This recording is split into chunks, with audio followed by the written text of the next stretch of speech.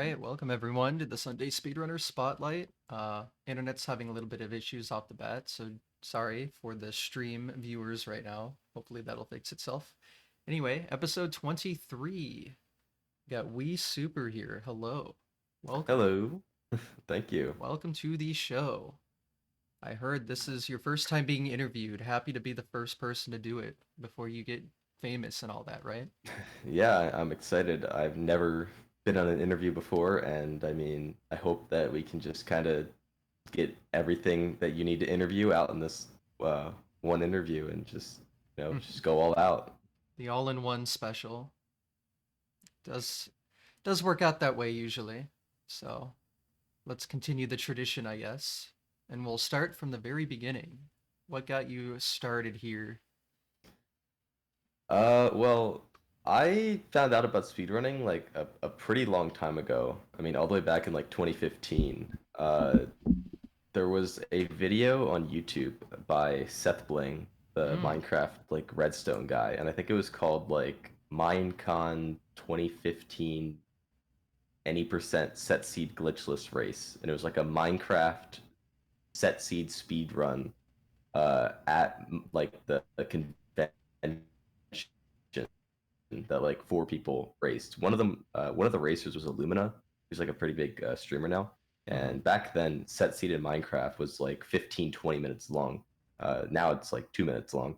But Yeah. I remember watching that and I was like, oh, that's pretty cool. So 3 days later, I did my first ever speed run on July 21st, 2015, and it was just like obtain item diamond random seed glitchless, where you Okay. just like load up a random seed and try to find a diamond as fast as possible. And I just kept like reloading new seeds. So I got like really lucky and got like a 7 second time. And at the Oh. time it was like fifth place or something. Like back in like 2015, Minecraft was like a dead speed game. Like no one ran it. There was maybe like 100 runs total. Mm-hmm. So I did that run, and now it is 47th, so it is kind of fell off pretty hard.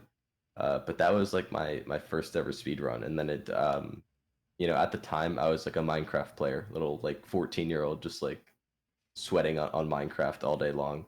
So I just kind of continued doing that, and it wasn't until maybe a couple years later, or like 1 year later in 2016, where I came back and did a couple more Minecraft categories, such as one where you had to collect all the log types uh, and enter the nether as fast as possible. There were just like all these like short little categories that I just kind of did for fun.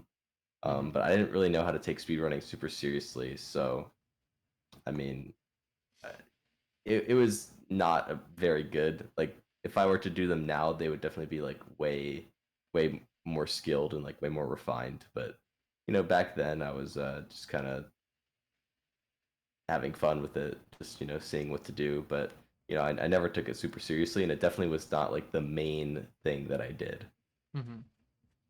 So that's kind of where it started. It started with Minecraft of all things. Yeah. Uh, Minecraft is super popular, so well, I guess not so much Yeah, back no, then, obviously, but I remember when Bismuth got the Minecraft record at HDQ 2014, so well, oh yeah, remember not in the sense that I saw it when it happened, but I just know that's a fact. pretty iconic video. It is it is a big one, that's for sure. So I know especially now, just everyone does it, so I'm not too surprised. It's really, it's crazy to see because like I said, like I there was no, it was a dead game. Maybe like 100 runs on the entire leaderboard for like every single category total. That's crazy, Um, yeah. and it was like a super small community, and uh, watching that like set seed race at Minecon is what made me really like Illumina as like a streamer and as a player, because I think he won that race, and I was like this is like cool that he's like so good at the game. And I ended up joining the same guild as him on Hypixel, which is like a multiplayer server. I don't know if you Uh, are like my familiar with Minecraft it. knowledge is very limited, so. Yeah, so it's like the number one most popular Minecraft server. So Hmm. I joined like his guild, which is like just like a community of people who can all like chat together and stuff. Um, and this guild was for like the top players in the Sky Wars game mode, because I was like a top player at the time. So there were a couple like hyper sweaty, super competitive guilds, and I decided to join that one. And like one of the reasons I joined that one was just because Illumina was in it, and I thought he was like a super cool dude. So I kind of joined that, and I was like sweating on Minecraft for a couple more years, and then eventually, a lot of my IRL friends that I used to play with kind of moved on from Minecraft. They started playing other games. I think, in particular, League of Legends was the game that they kind of moved on to. So I kind of moved on to that game as well. But I kind of felt like deep down, I just absolutely hated League of Legends. I just despised the game. No. But I just kind of kept playing it and like telling myself that I liked it just because all my friends were playing it, everyone I knew was playing it. So it just kind of went like that for a while, and I would kind of like take breaks and just speedrun like other random stuff. Like I speedran Super Mario Galaxy like really Ooh. casually, and I speedran like Mario Kart Wii really casually. Just kind of stuff like that. But it wasn't until let's see, it was the fall of 2018, which I'm trying to think.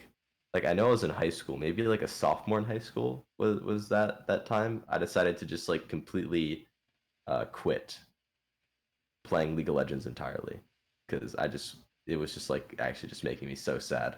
I hated it Based, so much. based. So, and it was that point that I stopped talking online with my IRL friends as much. Like I still talk to them in like school and whatnot, obviously, but like when I got home, I just kind of do my own thing. Mm-hmm. And I really just like wasn't doing much, so I decided that I wanted to speedrun something again. So I just kind of like opened up my Steam library, and I was just kind of like scrolling through, just like like what do I want to do? Like I don't really know. Like I want to speed run something, and it wasn't going to be a good speed run because it was going to be a blind speed run. But I ended up landing on Lego Indiana Jones 2: The Adventure Continues, and I opened up the game, and without knowing anything about the game, I just did a run, and it was like over 4 hours long, and record at the time was like a 141, I think. So it was not very good, obviously, Well, but first one I never will did be. I did the speed run. It is what it is. And then a couple days later, I'm like, all right, now I want to do a any percent speed run of Lego Star Wars: The Complete Saga. Hmm. And I remember this first run. It was on a school night, and I maybe started it at like 6 or 7 p.m. like after dinner. I'm like, I'll do the run and go to bed.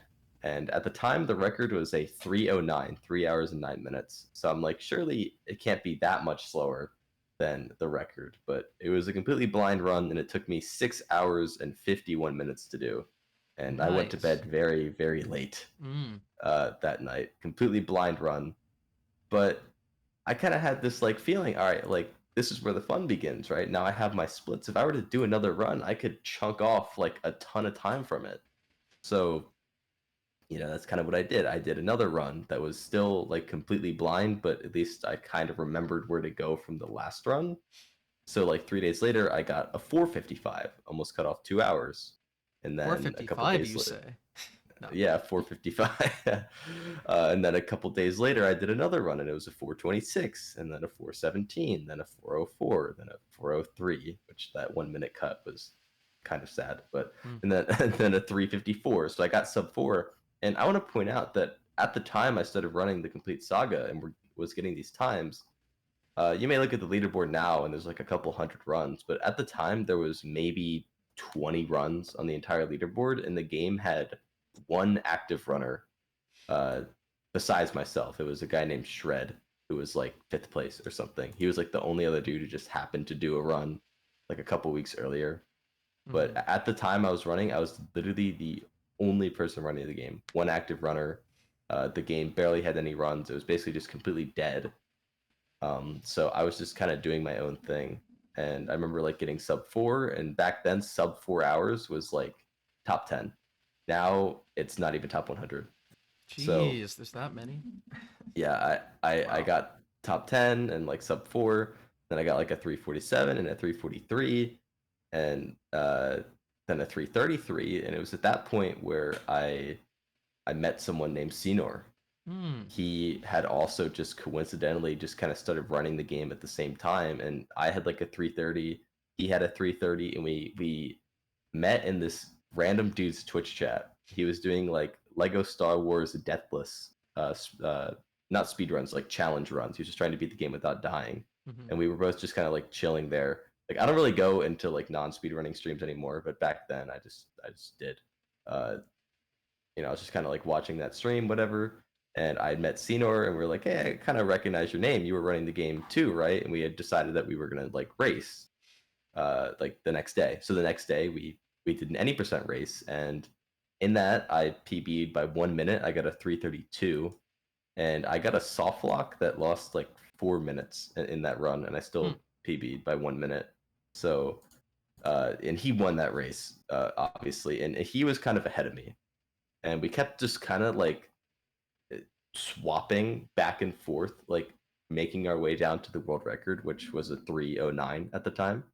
So like I got a 324, then a 322, and at the same time, like he was getting like the exact same times as me. So we kind of like had this rivalry forming, and we just kind of went back and forth, back and forth. The next thing you know, we're a minute off record.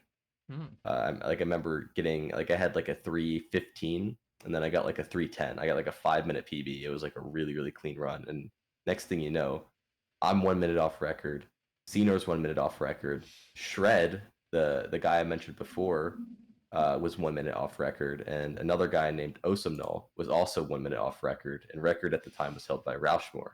So Just all at the same time. next thing you know, this game that had no active runners all of a sudden has 5 people running again, including Rauschmore, who also was derusting. Hmm. So the top like 5 people, just like that, were all running. And next thing you know, there's Chimkin slightly behind, who also just picked up the game at the same time. And then a little bit farther behind, there was T Fresh as well, who had also picked up the game. And uh, we were kind of oh, there he is in the chat. So we were all just happening to pick up the game at the same time, and Scynor was the first person to finally uh, break through Rauschmore's old 309 record from a couple months ago, and like be the first new guy, I guess, to get the record. And following Scynor getting that record, Rauschmore would never get the record back. He would be close, but at that point, Scynor would get record, and then Shred would get record on the Wii version, which is actually slower. So it's kind of crazy that he managed to do that.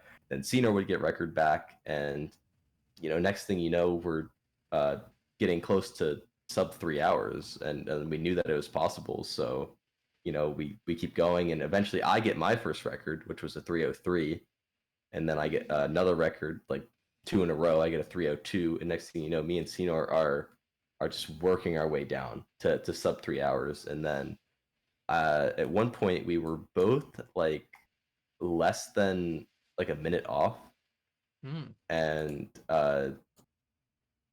we decided to do a race. And back then, you probably know this because you've been around for a while, the Speedrun lives Yeah. races. Hmm.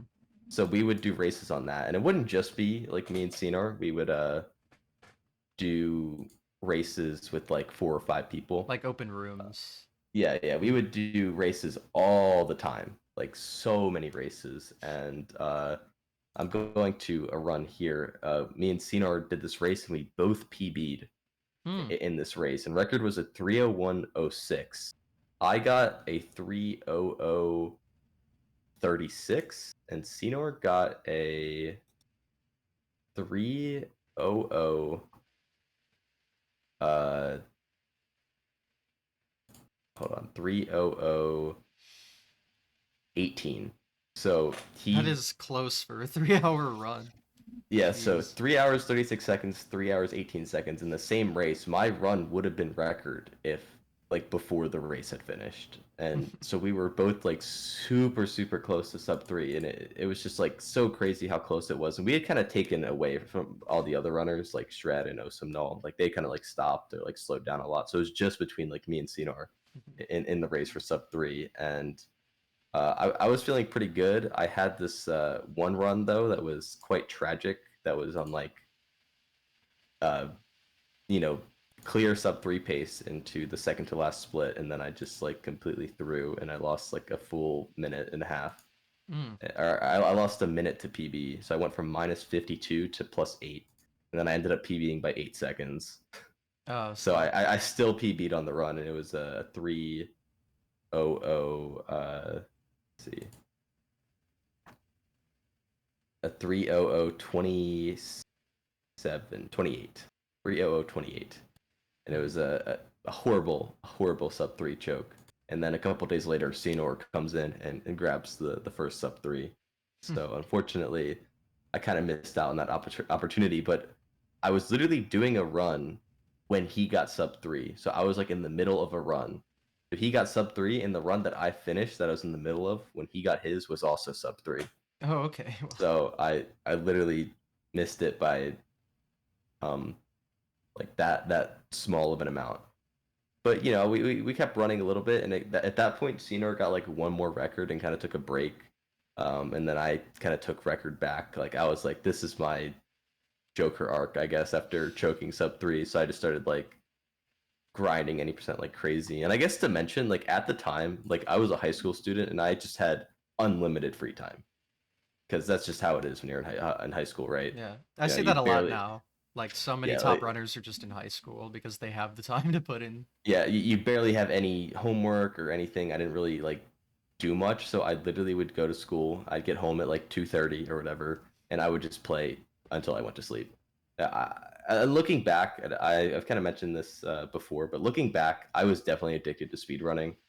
Uh, whether or not that was like a bad thing, I guess I don't know, but like it was like the only thing I could think about. I would go to school, I'd go home, and I would literally play the game every second I could until I went to sleep, and I would just repeat that for just like for years, basically my entire sophomore year, my entire junior year, and it maybe kind of died down a little bit more by my senior year, but that's kind of getting ahead of ourselves. So eventually, I got record down to a 255, um, and that's when I decided to start running other categories in Lego Star Wars: The Complete Saga, which I'll just call TCS from now on.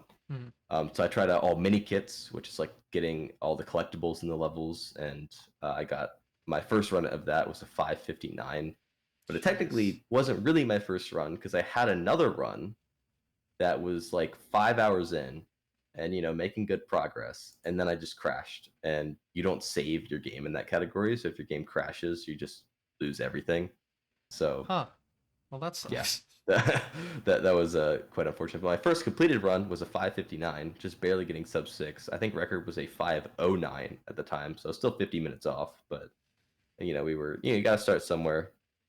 And then I tried out the free play category, which you beat all the levels in the free play mode, which like doesn't have cutscenes and you can take any characters you want.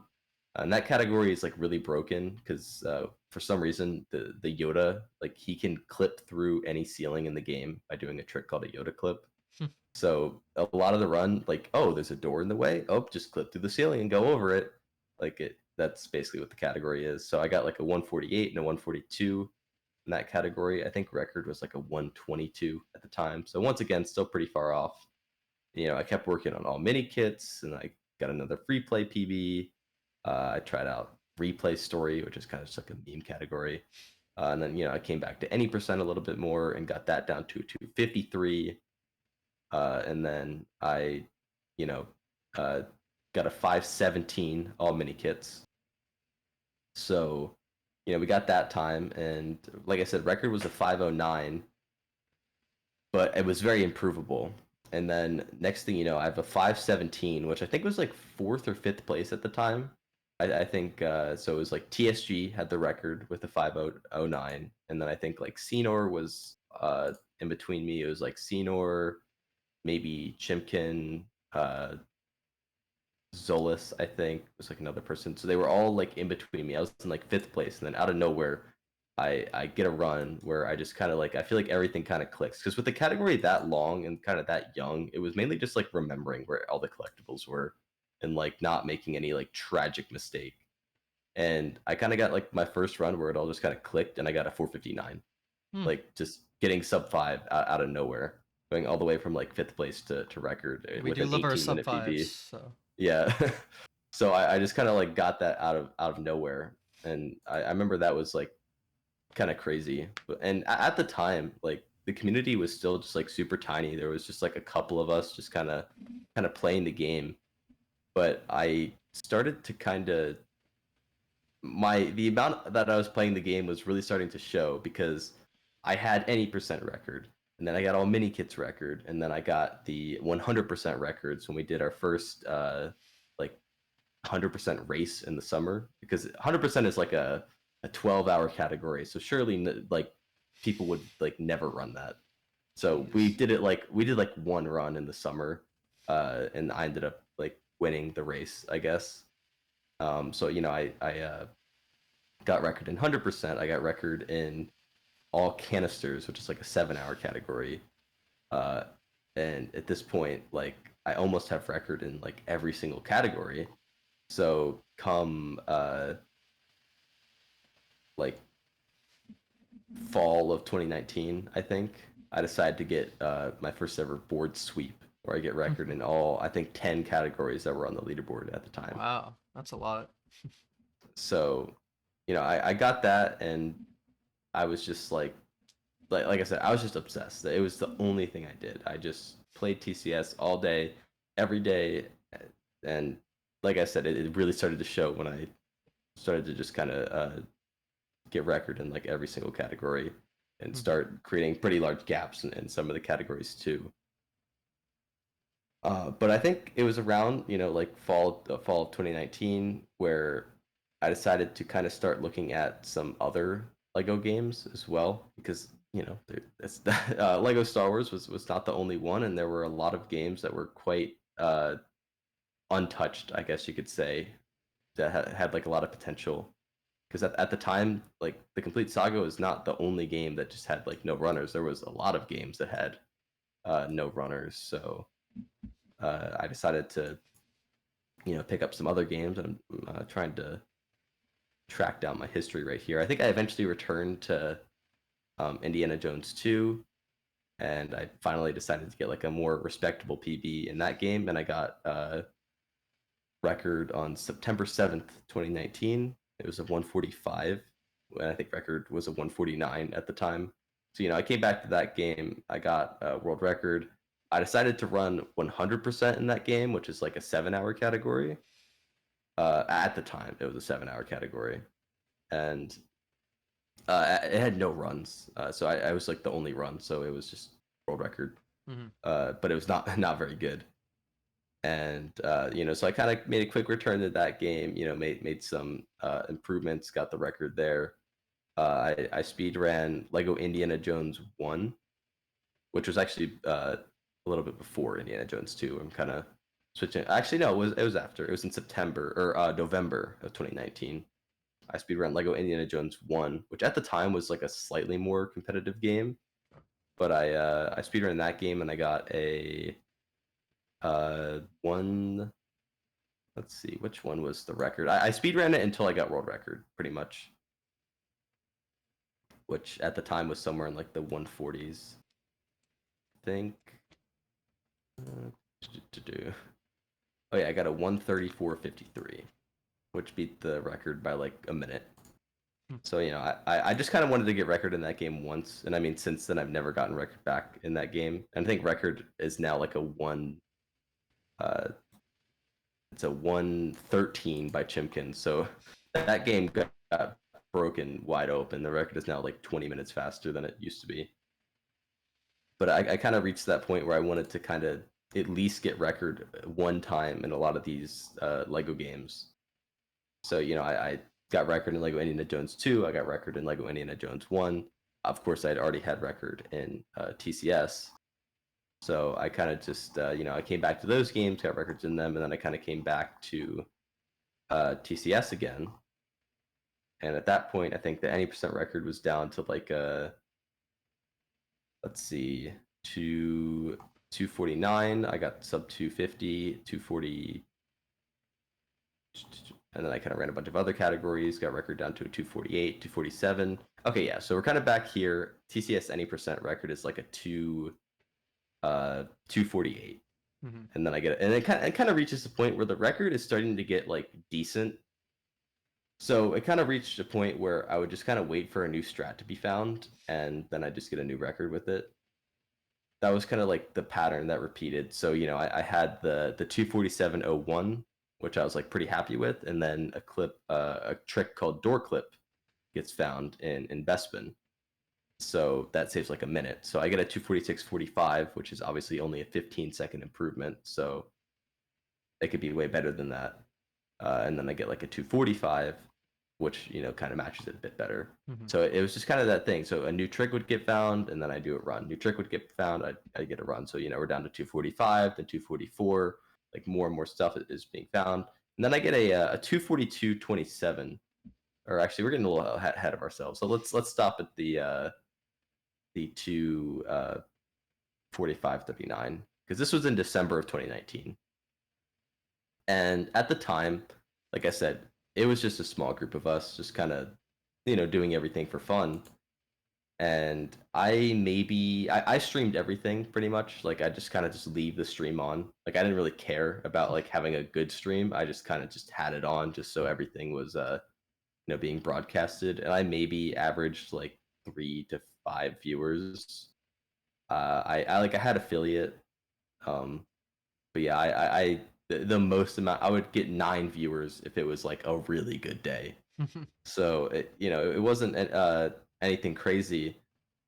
And I remember on Christmas Day of 2019, so December 25th, December 25th, 2019. I remember waking up on Christmas Day and looking at my 100% speedrun on YouTube, and it had gotten like 30,000 views overnight.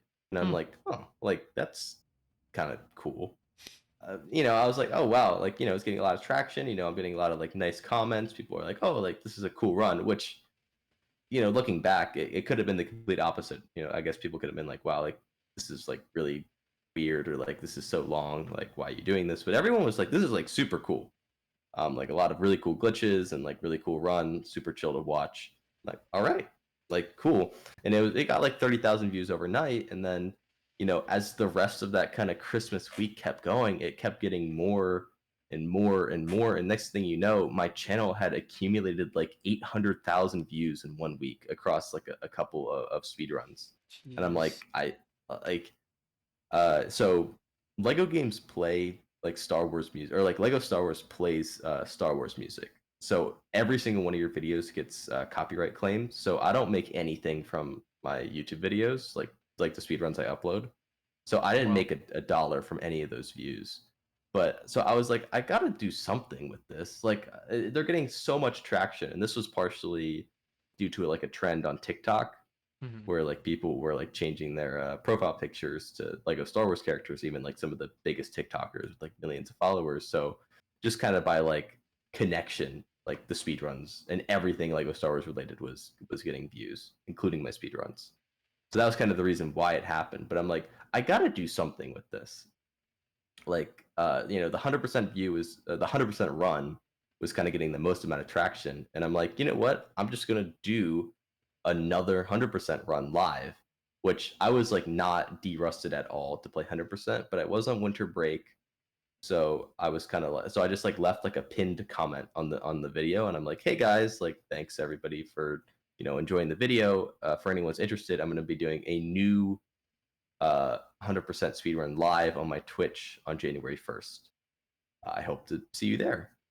And I kind of had like high hopes for it. Like, I expected like a lot of people to come show up with how well the video was doing. But like I said, I was averaging 3 to 5 viewers. On that stream, I averaged 181 viewers. Jesus. In 1 day. Wow. It was just like the graph on my average viewers thing, it was like 333, 181, just like that in one stream. And I raced, I think I raced Scynor and T-Fresh. We all did a run that day, and I got 11 hours and 35 seconds. I choked sub 11, and Scynor actually got a 10:58, so he actually won the race, and that's the only 100% record he ever got. was in that one race.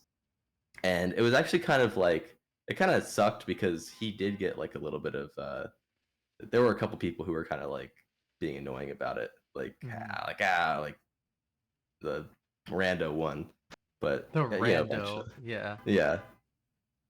Um, but it went well. It was a really really good stream. I got a ton of followers, and I'd kind of like something.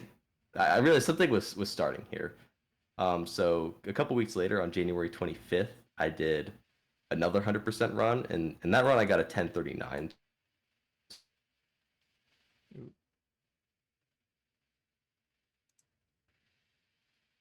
Ooh. PB'd by 20 minutes. So like and that run averaged like 100 viewers. So it wasn't as high as the 181, but the fact that even a month later I could still get 100 viewers doing this run was super super cool. My internet Um, kind of hiccuped there. I missed like oh, 10 seconds of what you were saying. did you catch the 1039? I think so. Yeah, so like a couple weeks later I did another 100% run, Yeah, and that one averaged like 100 viewers. it's So, still which pretty good. obviously, yeah, still really good. So I was like realizing that even like a couple weeks later, we were still doing pretty well. But at that point, I was kind of like back in school, and getting 10 hours in a day to do a run was like pretty hard.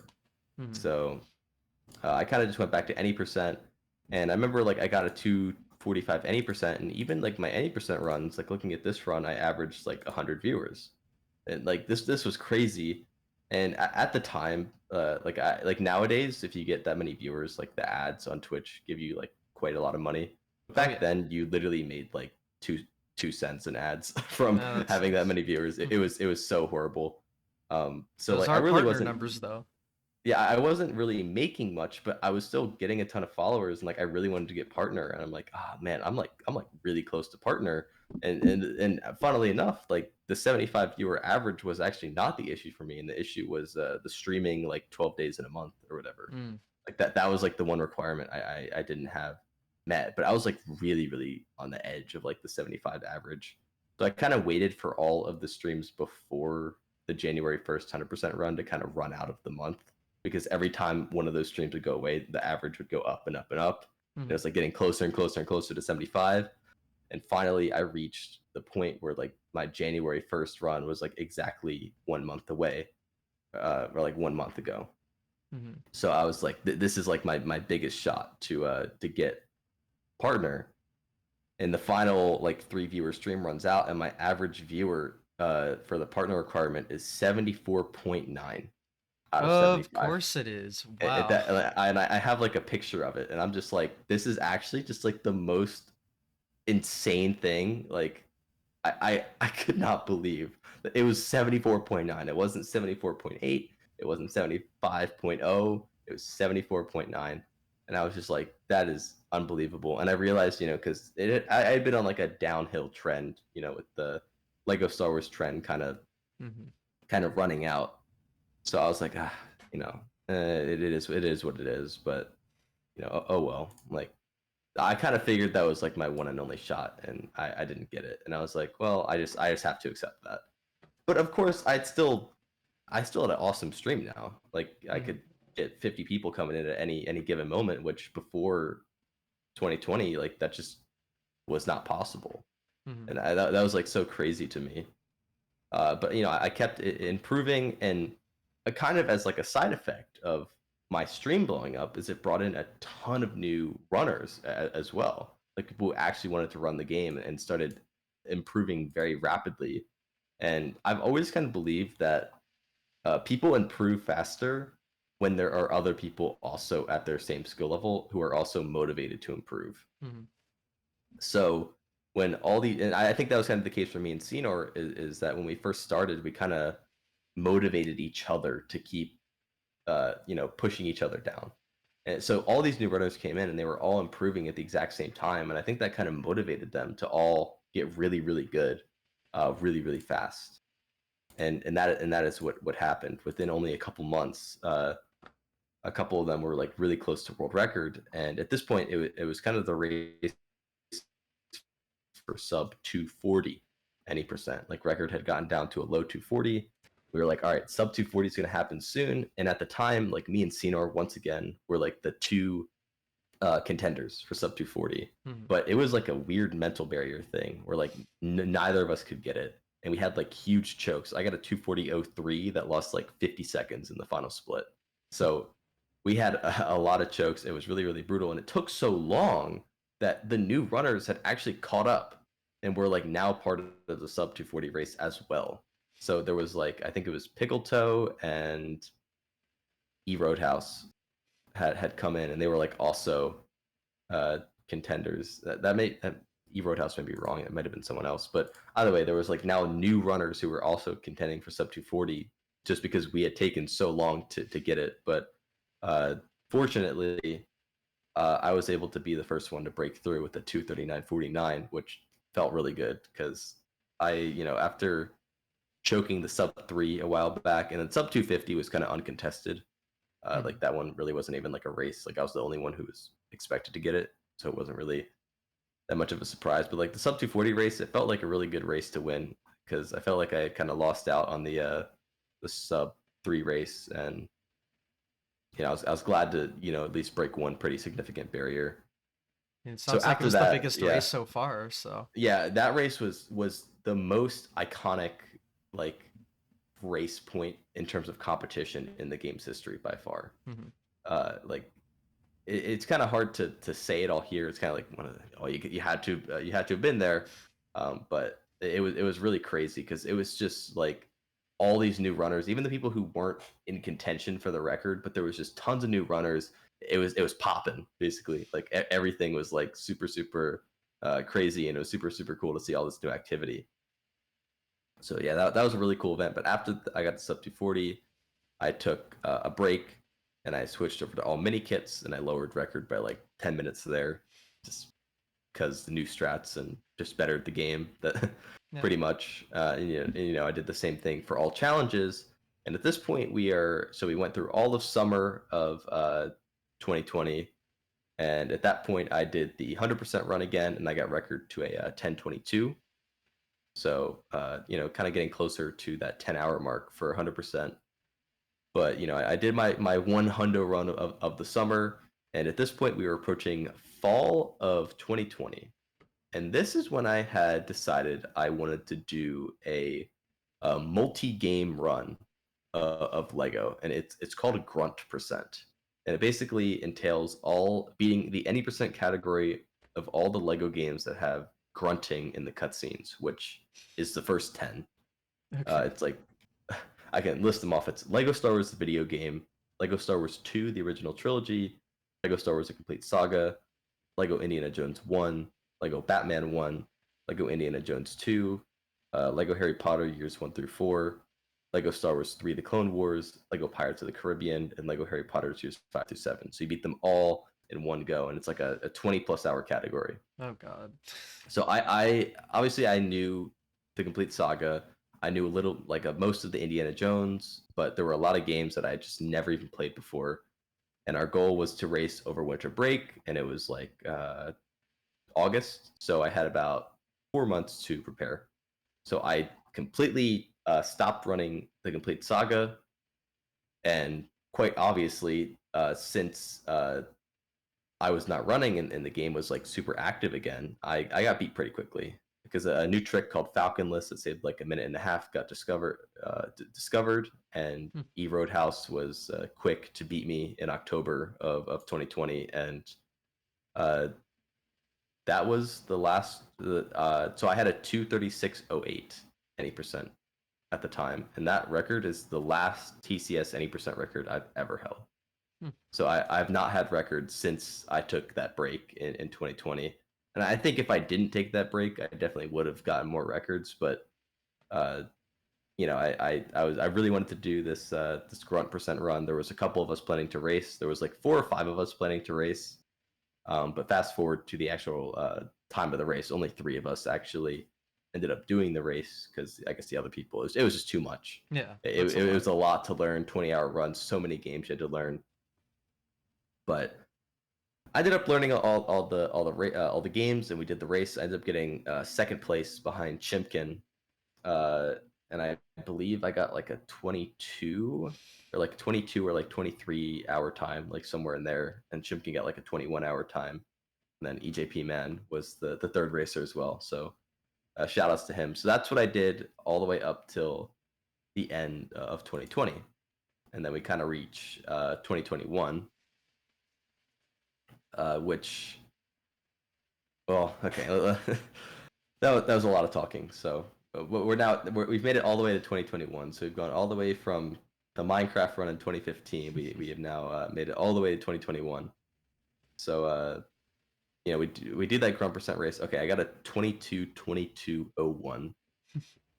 That is what I ended up doing. And following that run, for the first time in like over 2 years, I took like my first ever break, which was kind of like weird. I feel like that was like the only time where I just like didn't really want to speed run. I think that was kind of when I got over my addiction to speedrunning, was after I did that run, because that was like the first time ever where it wasn't like the only thing on my mind. I don't know why, but I just kind of, and maybe that's a good thing, but that was like my first time I didn't want to speed run. So I didn't really speed run for like about a month after doing that run. That was like the first ever break, and I kind of wanted to ease back into it. So I started running the free play category in TCS again, which I had not really ran that much, so like it wasn't too hard for me to like PB in that category, and which not, and it was like only like an hour long, so it was like pretty chill. And like in like February, that's kind of just like what I did. Mm-hmm. Um, and then I decided once again, how I mentioned how I wanted to get record in every Lego game. Lego Harry Potter was like one of them, so I kind of returned to it briefly, but I just kind of got busy with like school, because I think at this point we were in like my senior year. Or actually, no, we were see, March of 2021. I was in college at that point. I was a freshman in college, so that's when it started getting quite a bit more busy than Mm-hmm. back when I was in high school. So I kind of took a break, and I did not get record in Lego Harry Potter's Years 1 through 4 at that time.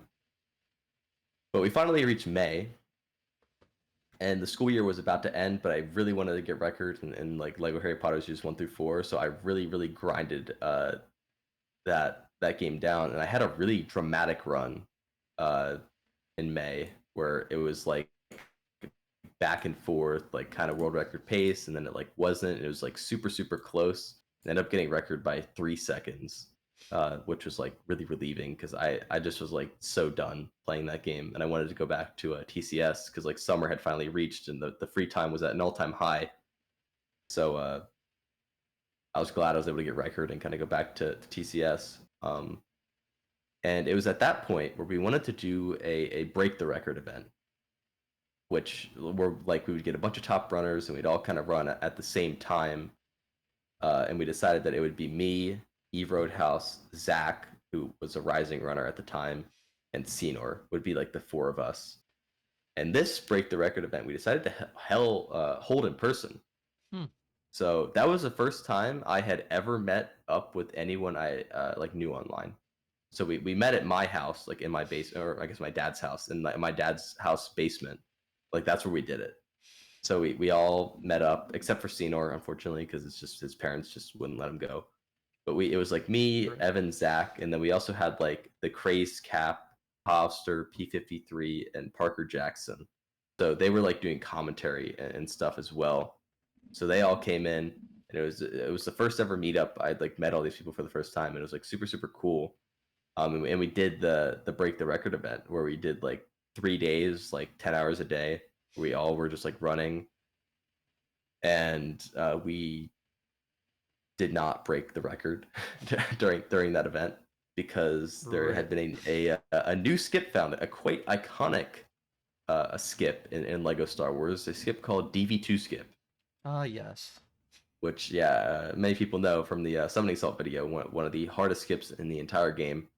Um, and that skip had just been found. It was very misunderstood, as well as being extremely difficult, as well as us just not being really in practice of that skip. So there's actually a bit of a typo in the SummoningSalt video here. I don't know if we just got the wrong message across, but he said over 20 world record paces died to DB2 skip. It was actually over 20 PB pace runs died to DB2 skip. I think there was like 5 world record paces that died to That's DB2 still a skip. lot for the amount of Yeah. time given, so. Yeah, because it basically would just be like get a run. Oh, we're on PB pace. Oh, it died to DB2 skip. Unfortunate. And it would just kind of just repeat that process the entire event. But I was actually getting some PBs because at the time, since I took such a long break to do the grunt percent, I'd kind of fallen behind record. I was like 6 minutes behind record, but it was mainly new strats and less of like actually like huge improvements. So I basically just had to come back and learn the new strats, and within like 2 weeks, I was right back in the game. At BTR, I got like 2 PBs. I got like a 232. I got a 231. And at record, at the time, the record was a 229. But eventually, I got a really, really good run where my best possible time was a 228.22 with only like 3 levels left. But of course, DV2 skip and Cloud City Trap had to strike, Mm-hmm. and I did not get that record, which is kind of unfortunate because it would have been cool to get like a record in the sub 230 era, which was like a more competitive era back compared to when my last record was a 236. Mm-hmm. But I think I still like proved that I could still run the game like competitively in that event. But that was like such a cool meetup though. Mm-hmm. Like event parts aside, it was super cool to finally meet everyone for the first time, and like I know like there's so many like clips from the event. Like you could just tell it's just like a bunch of people just having fun, basically. Uh, so it was just like super cool to meet everyone for the first time. And I had continued grinding any percent into the rest of the summer, but I just kept choking record, and I didn't really get much out of the rest of that summer. But coming into like the very end of the summer, like right before I was going back to college. So you remember that 100% category, the 10-hour category that people only do like once a year, maybe in like a race or something. I decided that I was gonna do 7 of them in a row, like one day after another, called 7 days of Hundo. Okay. um, so the record I think was like a 10:20 at the time. I think that's where we left off. And on the first day, I got a 10:09. On the second day, I got a 9:54, breaking the sub 10-hour barrier. So another new record there. On the third day, I got a 9:47. On the fourth day, I got a 9:42. I had to unfortunately cancel the fifth day just because I had to do some IRL stuff. And then on the sixth day, I got a 9:38. And then on the seventh day, I did not PB, unfortunately. But I lowered the record by like 40 minutes just in that one week. And it was like a super successful week. And it was such a successful week that I had finally met the requirements to apply for Twitch Partner through that week. Just because you just get more viewers when you run 100%. Mm-hmm. So I did a whole week of 100%. Viewers were really up, and I had finally reached the partner requirements after missing out from them back in January of 2020. And that was like super relieving that I had just like finally met the requirements, and now I could apply. Because once you meet the requirements, you don't need to maintain the requirements. You can just keep reapplying over and over. Obviously, they're not going to accept you if you have a tank in your stats, but like once you get the achievement, you have the achievement. Yeah. So of course I applied right away, and of course I got denied right away because that's just how your first partner application goes. But I was like, well, that's okay. We'll have shots in the future. This made me realize that like the explosion I had in January was not like that wasn't it. Mm-hmm. Like there were other opportunities to come up. But then at that point, I had to go back to school. So that's kind of when I kind of turned things down a little bit. During the school year, like for the first few months, I kind of just like in my free time, I routed Lego Indiana Jones 2 100% because that was the 7-hour run I had mentioned I did earlier. That was like pretty unoptimized, so I completely redid the route. I like incorporated more 1P2C throughout the entire route, and I brought record all the way down to a 3:54. So brought record down by 3 hours just by like refining everything in that run. Um, so that was like pretty cool. But of course, once again, we wanted to do another grunt percent race, just like last year. So I started prepping for that once again because I had the 22-22-01 from before. The race was once again just going to be me and Chimkin, and then there were a couple other people who maybe had thoughts of doing it, but it really just seemed like me and Chimkin were probably going to be the only ones doing it again. So I started improving all my PBs and all the games, and eventually, kind of when the time came around, there was a January meetup at Chimkin's house actually. So the plan for when we were gonna do the grunt percent run was actually during this meetup. So like the run was on like January 9th, I think, or January 8th is when it was.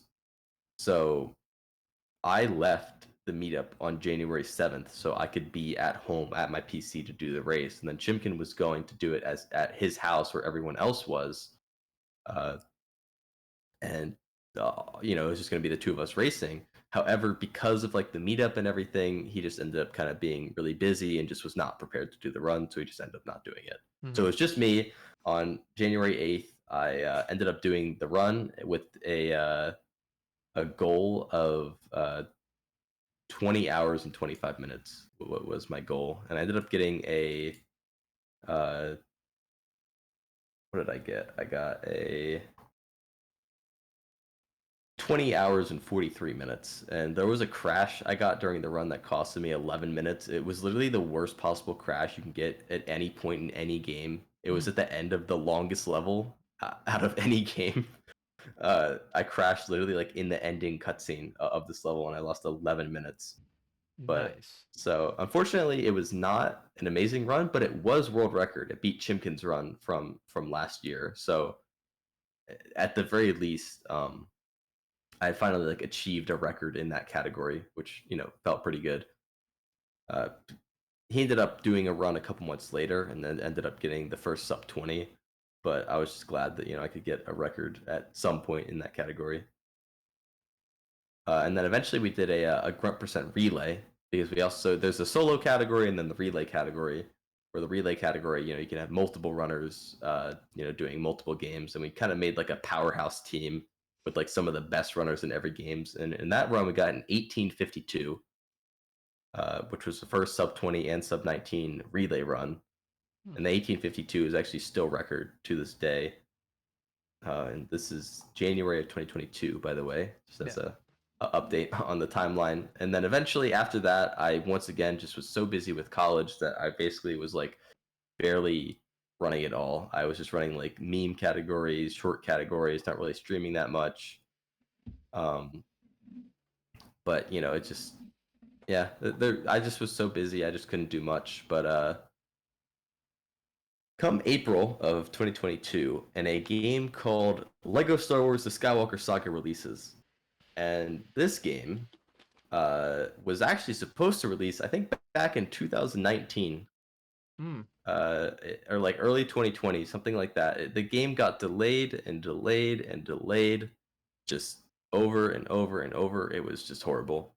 But finally, after I said here there was over 1,000 days of delay on this game, so almost 3 years. The game finally releases, and this was literally during the school year, but like when this game came out, I skipped like an entire week of school. Okay. So I wanted to do like I promised I would do like a day one to blind any percent speed run, which really was not really a speed run. I was just kind of playing through the story with a timer, and I got like 13 hours. But following beating the main storyline, I would literally stream for 20 hours a day, trying to get 100% in the game as fast as possible. I'd stream for 20 hours, I'd sleep for 8. Stream for 20 hours, sleep for 8. And I was just literally every waking hour just playing this game, trying to reach 100% as fast as possible. And this playthrough of me trying to reach 100% was actually doing really, really well on Twitch. And I think part of the reason why is because I was like the person with the most. Like, I literally put like how many collectibles I had in the title, because there was like 1,100 collectibles in the game or Oh something, my god. and I'd be like 800 plus Kyber bricks. Like, tune in now. So I think that brought in like a lot of people, because I just had like the most amount of collectibles out of like anyone streaming, and I was like rushing to 100%, and I had like finally almost made it, and unfortunately there was like a bug in the game where there were these like Wookiees that you had to find on like each of the planets and just talk to them, and there was like 33 of them, and there was a bug where the counter for that would just reset to 0 without respawning the Wookiees, and that bug happened to me.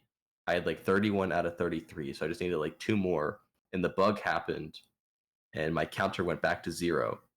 So because it went back down to 0, I could only get to 2 out of 33 because I just had 2 more that I hadn't collected yet. But the 31 I already collected, you can't collect again.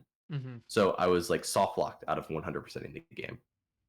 So I was sitting there with like 99.5% just done with everything, and there was just nothing I could do. We tried like breaking into like the code of the game to see if I could fix it or something, but we just couldn't do it. But had I actually been able to finish the game there, I believe I would have been the first person to 100% the game, because there was just like nothing online. Like, there may have been some dude in his basement, like not talking to anyone, who had 100%ed it before me. But like, as far as I know, I was like the first person to publicly complete everything in the game, which I thought was like a pretty cool accomplishment. It would have been cool to actually reach 100% and like pull the golden lever to like finish the game and everything. But yeah, unfortunately, I couldn't do that. But regardless, that was a crazy week, and I think I applied for partner again after that week, because it was just like a really good week for streaming, and I was like meeting the requirements again. But unfortunately, I did get declined once again. Twitch moment. But Yeah. yeah. But after that, now that I had beaten the game, it was time to start running it. Because like, so there was like categories for like each trilogy, like the prequel trilogy, the original trilogy, and the sequel trilogy speed runs. And the prequel trilogy was the one kind of like taking the most amount of attention, and like that's the one that people were kind of running the most. And of course, there was just the any percent category that was like all 3 of them, but that category was like so long, there really wasn't like much interest in running it yet. Like, people knew it was going to be like 5-6 hours or whatever, so people were just kind of running the trilogies, which were somewhere in like the hour and a half range, which was a lot more reasonable. So there was a lot of record trading and like records going back and forth, and tons of new stuff being found, and it was a really fun time. It was like me, Bricko, Chimkin, some new runner named Tapped Bass or Tapped Bass. I don't know, one of those two. He came in and was like running too. So it was like the 4 of us, and then like someone named Bixel started running a little bit later as well. So there was like a lot of world record trading, and it was super super fun, because it was just like a new game for everyone to just like break into, and the game was extremely broken. Right. There was like, you could like launch and do all sorts of wacky stuff. It was so broken that it was pretty broken in a casual perspective as well. Like I said, with like the soft locking and the performance issues and like file glitches and all sorts of stuff. It was a really really broken game. But it was a really fun game casually, though. Like, if you've not played that game casually, in my opinion, it is the best casual Lego game you can play. Like, it is a really fun game casually. But eventually, we were all running the trilogy categories. But eventually, I finally got to the any percent category, and I'd really grinded it down. I got a 4-20-20, and there was kind of a race between me and Bricko for a sub 420.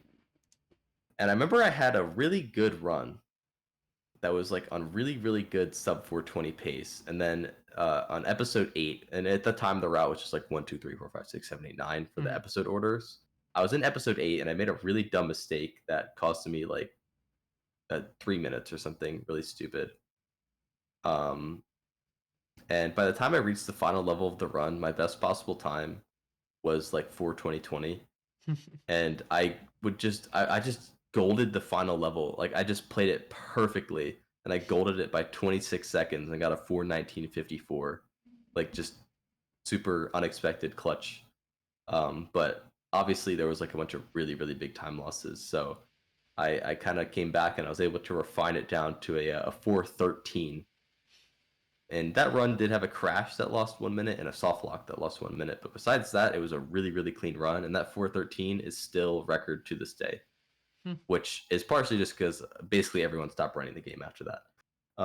Because people just kind of were getting frustrated with all the soft locking and all the crashing. And they just kind of wanted to go back to what they normally ran. You know, it was a fun little few months, but it really is just like, it wasn't built to be like a perfect speed game. Like the complete Saga is just like a perfect speed game. Like it's just meant to be run. Like it's just everything about it is just so good for speedrunning. But unfortunately, Skywalker Saga not quite the case. But you know we had fun with it. But yeah, so everyone had kind of stopped running it, but there was still kind of like a lingering question with that game, and that was when is someone going to do a 100% speed run of that game? And like people had kind of been talking because the game has like a huge open world with like I said, like over 1,000 collectibles and like hundreds of these quests and like tons and tons of content that like for casually, like my casual 100% took like 70 hours to do, and that was like trying to go like pretty fast. Most people took over 100 hours to casually 100% it. So the assumption was that 100% speedrun would literally be like it would just take forever. And not only that, but the process of routing that category would also just be like insane. Mm-hmm. So but I just like I had said, like I had promised that I was going to do it. So I did. And I spent literally like an entire month just routing the run offline. And I had I was, you know, taking my time, but at the same time, like it was just taking forever because like just every single hub collectible, I'm like typing it in, like, oh, now you get this one, and now you get this one, and I'm just like, I have like a little counter, and I'm like, oh, I'm at 231 out of 1,155. All right, you know, we're we're really not making good progress, but eventually, you know, I just kept going and going and going, and I finally finished it, and I had like a half decent route, and I was on the clock because we decided to do another TCS Break the Record event. And instead of just the top 4, we had made it the entire top 10, which the fact that we were able to get the entire top 10 on a leaderboard available to do this event was like pretty crazy, but we were able to do it. And the date had been decided for that, and I realized I have to do my TSS 100% run before this event. Just because like if I don't, then I'll just like never do it. So I was officially like on the clock, and the event started July 25th. So I did my run on July 23rd, and I did have to take one sleep break, which in this category, since it's so long, the sleep breaks are not counted in your final time. But I took a sleep break, and I ended up doing the run in 27 hours, which was a lot faster than everyone said that it was going to be. There were a bunch of big brains in the comments saying that, oh, 100% run of this game is going to be at least 50 hours. Well, no, I did it in 27, and then a co-op team, Shred and Jarul from Australia, they did it in like 13 hours or something. So, Wait, what? yeah. So my 27-hour run was not amazing, but at least for that game, 1P2C kind of works differently because that game has mouse control to like move the camera. So doing 1P2C is like really, really difficult. So I basically did the entire run with only one player. Uh, and same with the other person who ran 100%, someone named Bixel. Again, he did a solo 100% run as well. He got like a 25-hour time. He basically did it all with one player as well. But if I had like another year and a half, maybe I could learn 1P2C for that category. But that was just like biting off way more than I wanted to chew. But the co-op people like went crazy on that category, and they like rerouted it again. And of course, because there's 2 of them, they were able to get the hub collectibles twice as fast. And yeah, they literally did it in like maybe it wasn't 13 hours. It might have been 16. Let me check. I mean, that's still ridiculous. Yeah, So, but yeah, 13 hours. Yep. So they okay, well, completed the entire game in 13 hours, which I yeah, no one saw that one coming. So But yeah, then we had the Break the Record event, but literally I had 1 day to derust. But I ended up PBing. So that was pretty cool. And then following that event, I got a couple more PBs. And at the time, we were actually doing a summer league. I don't know if you know like the Mario 64 summer league. Yeah.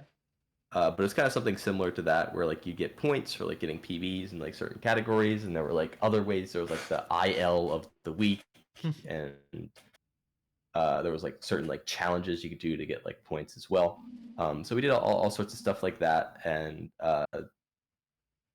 you know, our team was kind of I was the first drafted on like my team, but I was third drafted overall. There was 3 teams. Mm-hmm. And our team was kind of in last like the whole time, and that was partially because I was running TSS 100%, not the actual game. But I had like been doing the math, and I'd kind of been like talking with my team, and I was like, it's really not that unreasonable that we can still actually come back and win this. And I literally made like a full like chart of like everything everyone needed to do if we wanted to win. Like I made like this full thing of like just like these little objectives, like, oh, if you get a 2-minute PB in any percent, which for some of the runners who had like way slower PBs, like that wasn't like unreasonable. Like if you just do this and then I do this and you do this, like we can win. So we kind of like started executing the plan, and it was actually going pretty well. We were like closing the gap. We were in third place, but we were not in third place by as much anymore. We were making it close, being close to second place, and then first place as well. And come the final day, we had all of our final goals, and it just everything fell apart. Oh. So I was trying to get a 122 or 123 in all challenges, and I ran the category. I streamed for 19 hours straight, and I did not PB a single time because there's this stupid trick about 20 minutes into the run. It's the hardest clip in the entire game, and it really devastated me that entire day. And so I didn't get my goal, but that was okay because we had a little bit of wiggle room.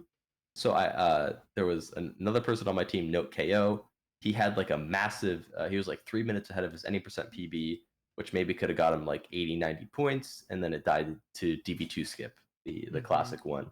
Another teammate we had lost 2 prequels runs to hard locking in one of them and soft locking in another run,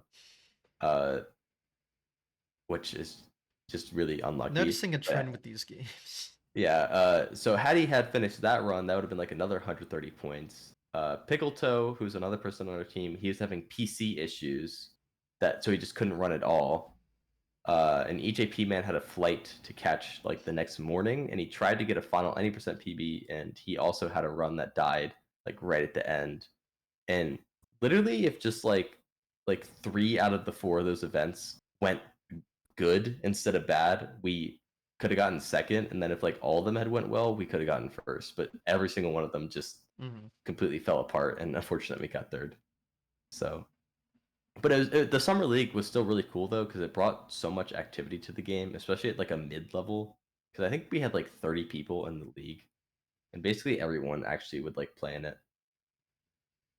But the league ended, and I finally went back to college, and this was fall of 2022, and this was the first time that I was in person at college, because before I was either just like commuting or taking like online classes. But I actually had moved to college, like I was living in an apartment, I was like on a campus and everything, and I was the busiest I'd ever been. I was not online at all for like all of September, all of October. And then come October 10th, I remember I was like in one of my classes, and let's go back a couple days actually. So not October 10th. Let's go to let me check real quick.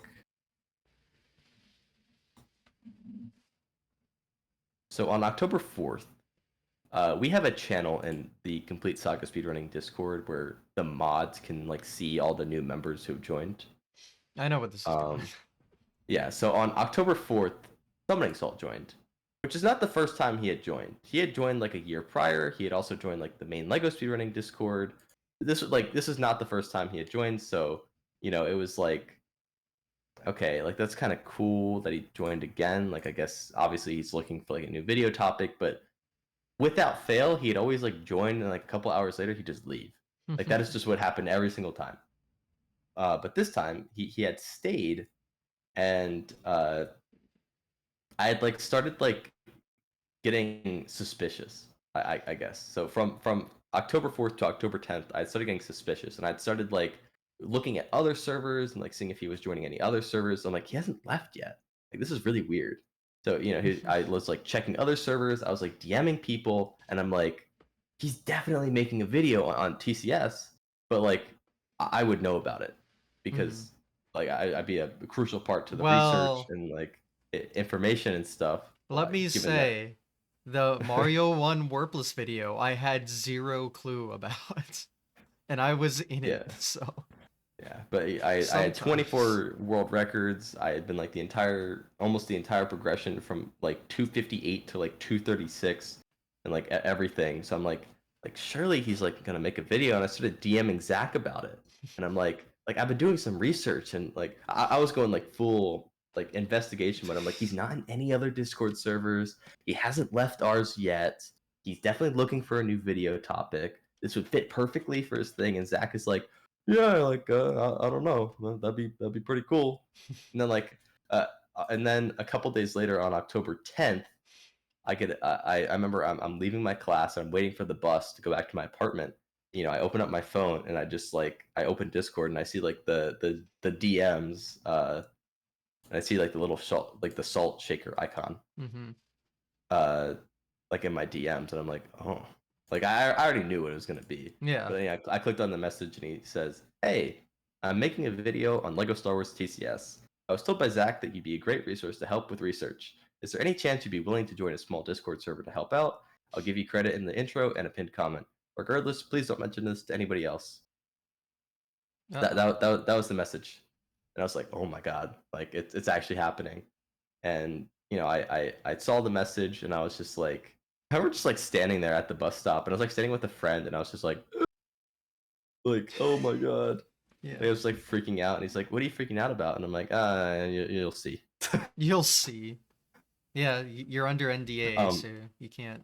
yeah, so I get home, and we get to work like right away on the first day. But apparently the reason, like, SummoningSalt had reached out to Zach initially, who's the current record holder at the Mhm. time. On like well, actually, Zach reached out to him first, Ooh. just like kind of asking him like, "Hey, like I saw you joined. I'm like sorry about the copyright issues we're having with the Mega Man 2 video. Like as Oh.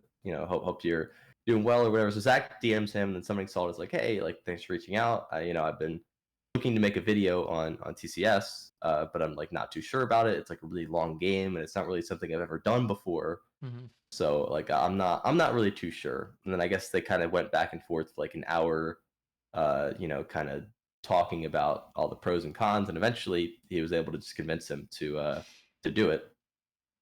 And it was at that point where then he had to pick people to help him out. So when I was DMing Zach all this stuff about like, oh, like he has to be making a video, Zach had already knew, Mm-hmm. but he wasn't supposed to tell anyone else yet because it wasn't like confirmed, I guess. Yeah.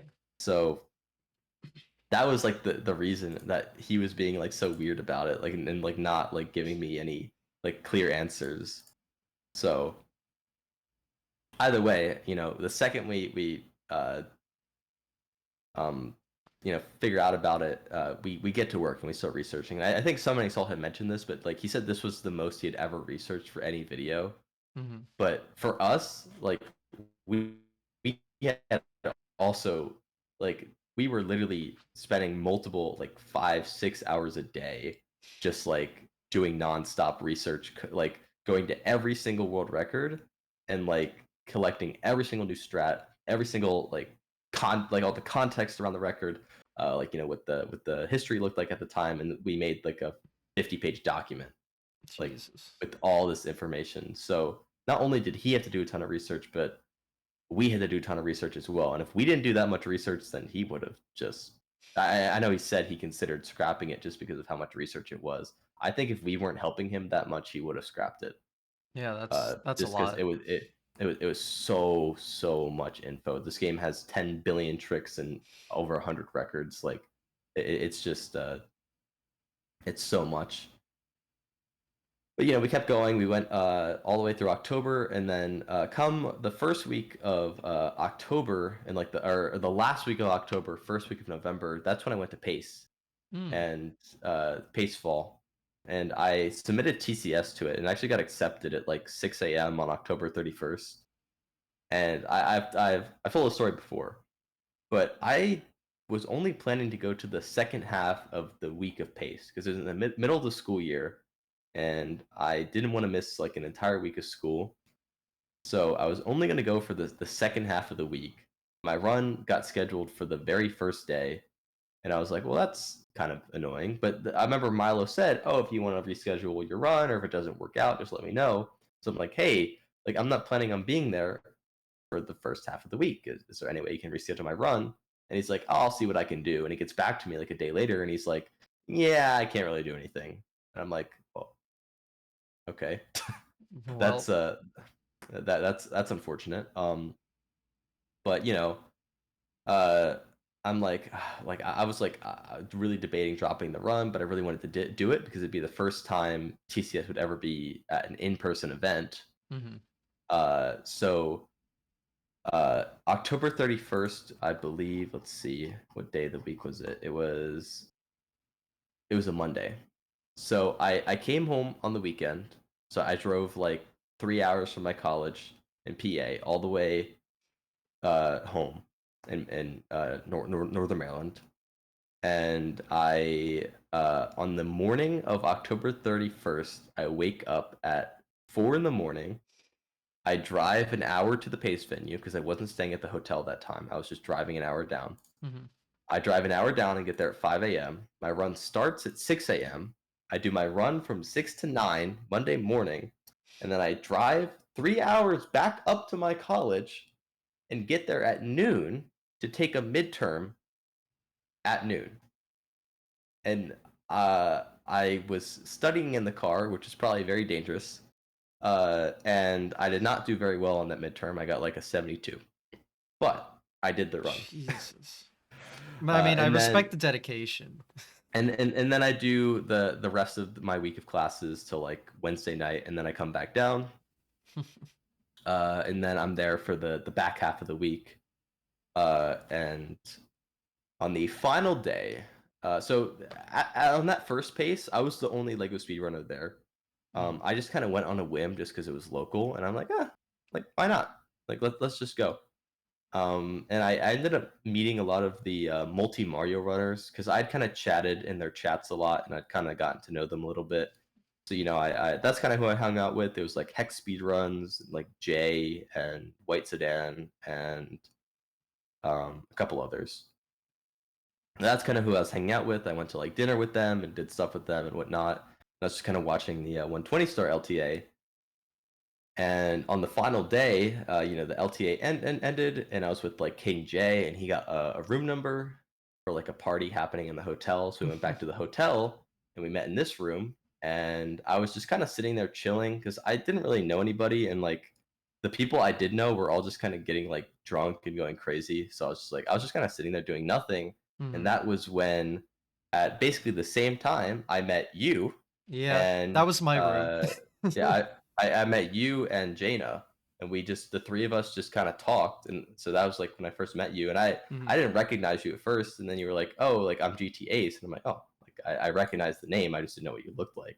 Yeah, I Um, like when did I do my Mario run? Probably the night before.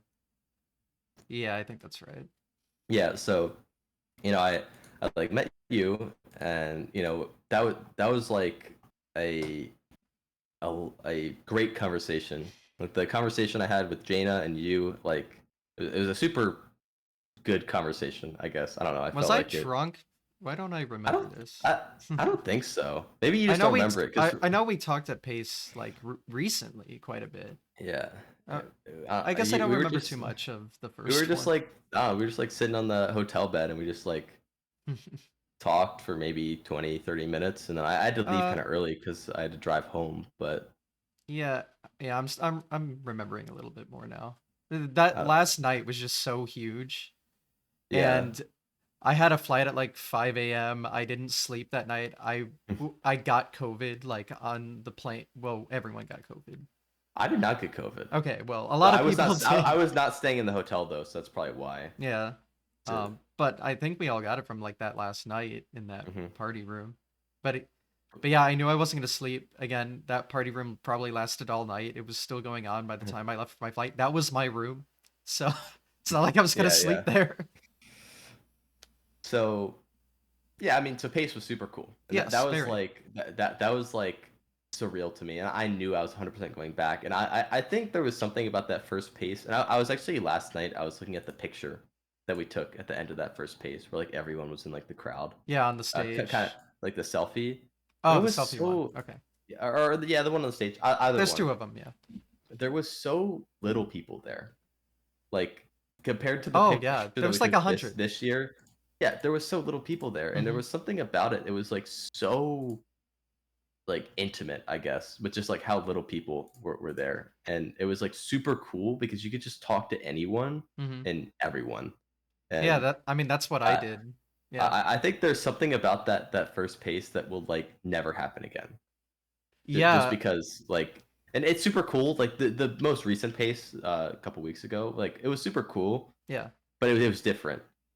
Like A little there bit. was just way more people, and everyone was kind of more split up. But like in the first pace, there were so little people that like everyone just did everything together, As someone who which was just goes like to super cool. GDQs, like it was still pretty good, or still pretty Yeah. different. But yeah, the first one, yeah, there was only like 100 people. I was like going out and like they would go bowling this night, they would go mini golfing this Hmm. day, and I was like, this doesn't happen at GDQ. When I go to a GDQ, I just stay in the hotel the entire week because there's just so many people there. It's so hard to find a group unless it's like your own group. But it's, Yeah.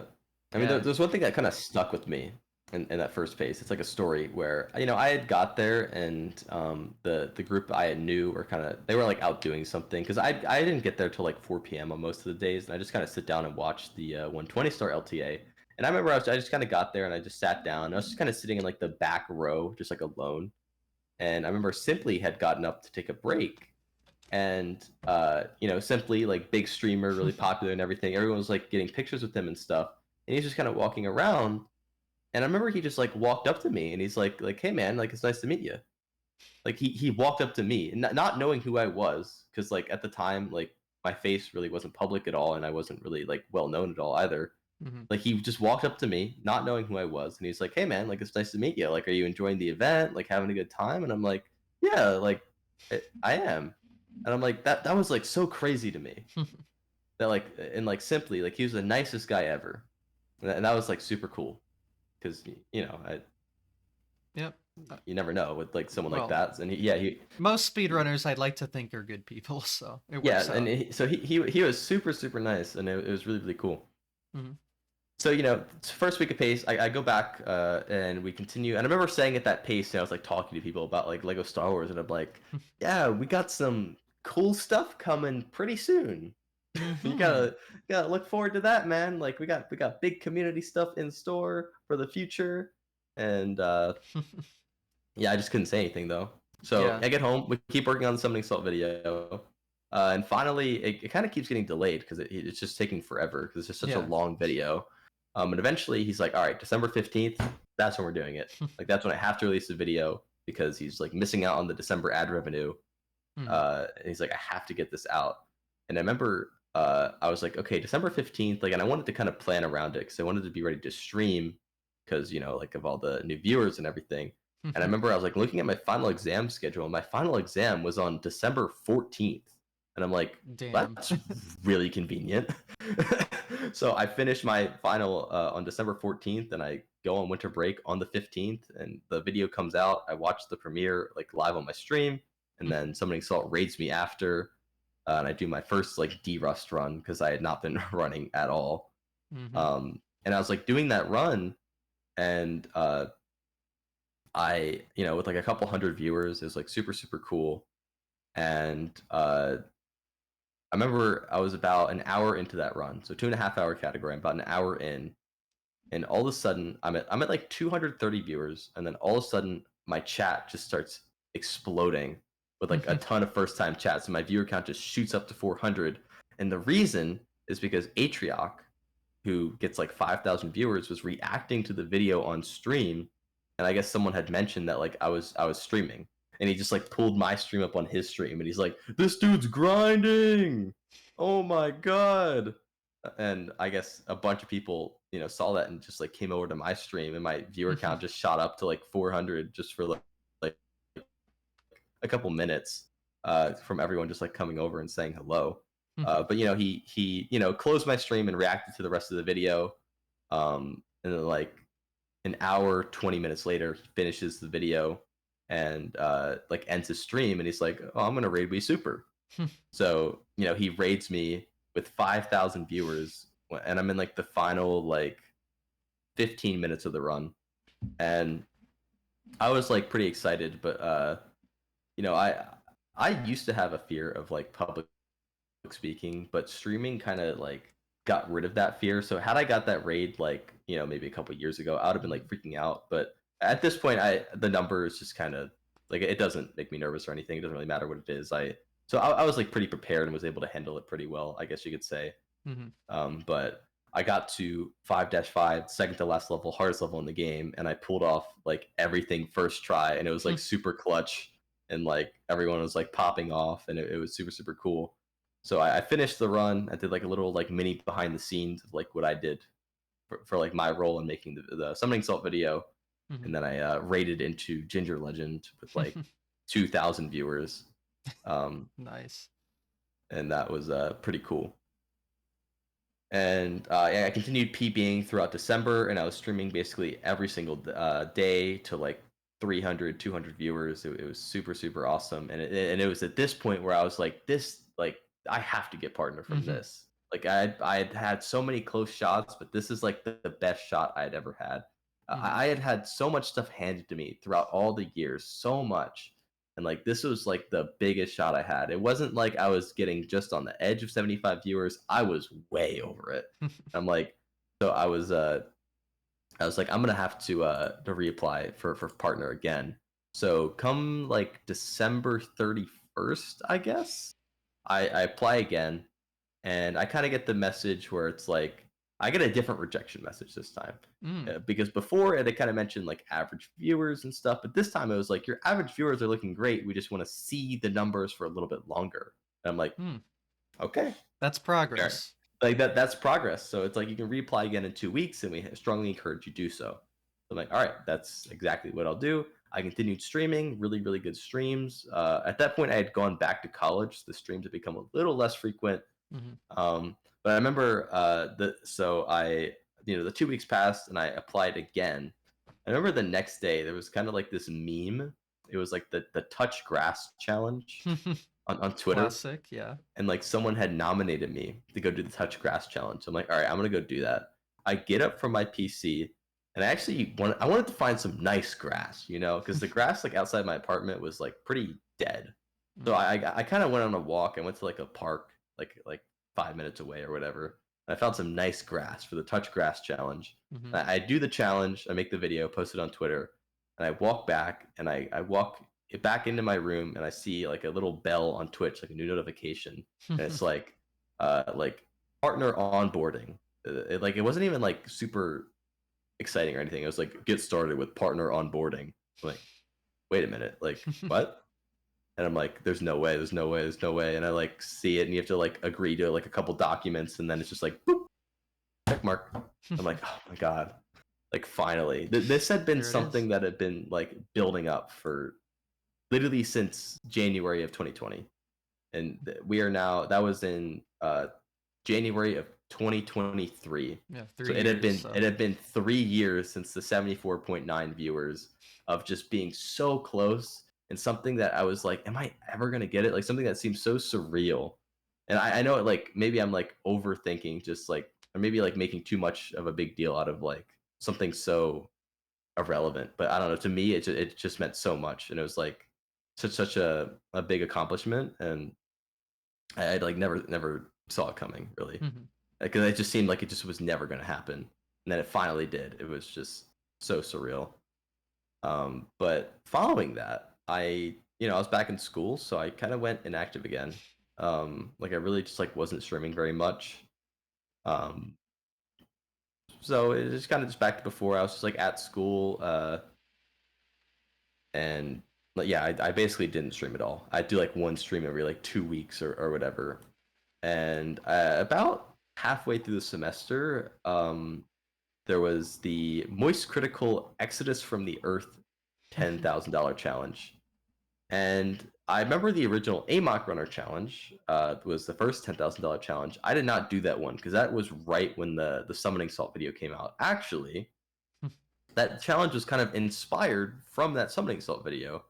If you Mm. watch Moist Critical's reaction to the SummoningSalt video, he says in that video that like this video reminded him that he thought it'd be like a cool idea to just pick like a random game and just like put a $10,000 bounty on it and everything. So it's like when he was watching that video, like that's what he was talking about for like some of the video, was like how it'd be like really cool to do that challenge. So him reacting to that video kind of inspired these like $10,000 challenges in a way, or like maybe made him actually go through with doing it. Yeah, so But it's you know, all he you. It's all you. well, maybe not me, but the Well, summoning salt. Um, so he did the first challenge, which was the Amok Runner challenge, but it was right after the summoning salt video came out, and obviously I was riding the Lego Star Wars wave, so I couldn't really participate as much as I wanted to. But the second challenge was in February, and it was the Exodus from the Earth challenge, and I was like, oh well, I'll try it out. And I remember I got like really disciplined with like my schoolwork. Like I was doing all my homework and everything like during classes and stuff, so I could like have as much playtime as possible. Um, like when I got home to play and everything, and I played for the first week, and I was always about like 2 minutes off record. And but I was I was still like staying close, and but I just like I had to go to classes and I was just really busy with school and I just could not keep up. And eventually at the end of the first week, I had just kind of realized that I just didn't stand a chance in it. I don't know if you like know much about that game, but it uses like source movement, which is like b hopping. And that competition was like dominated by like Portal 2 runners, yeah. Half-Life runners, like those types of runners. They don't like the top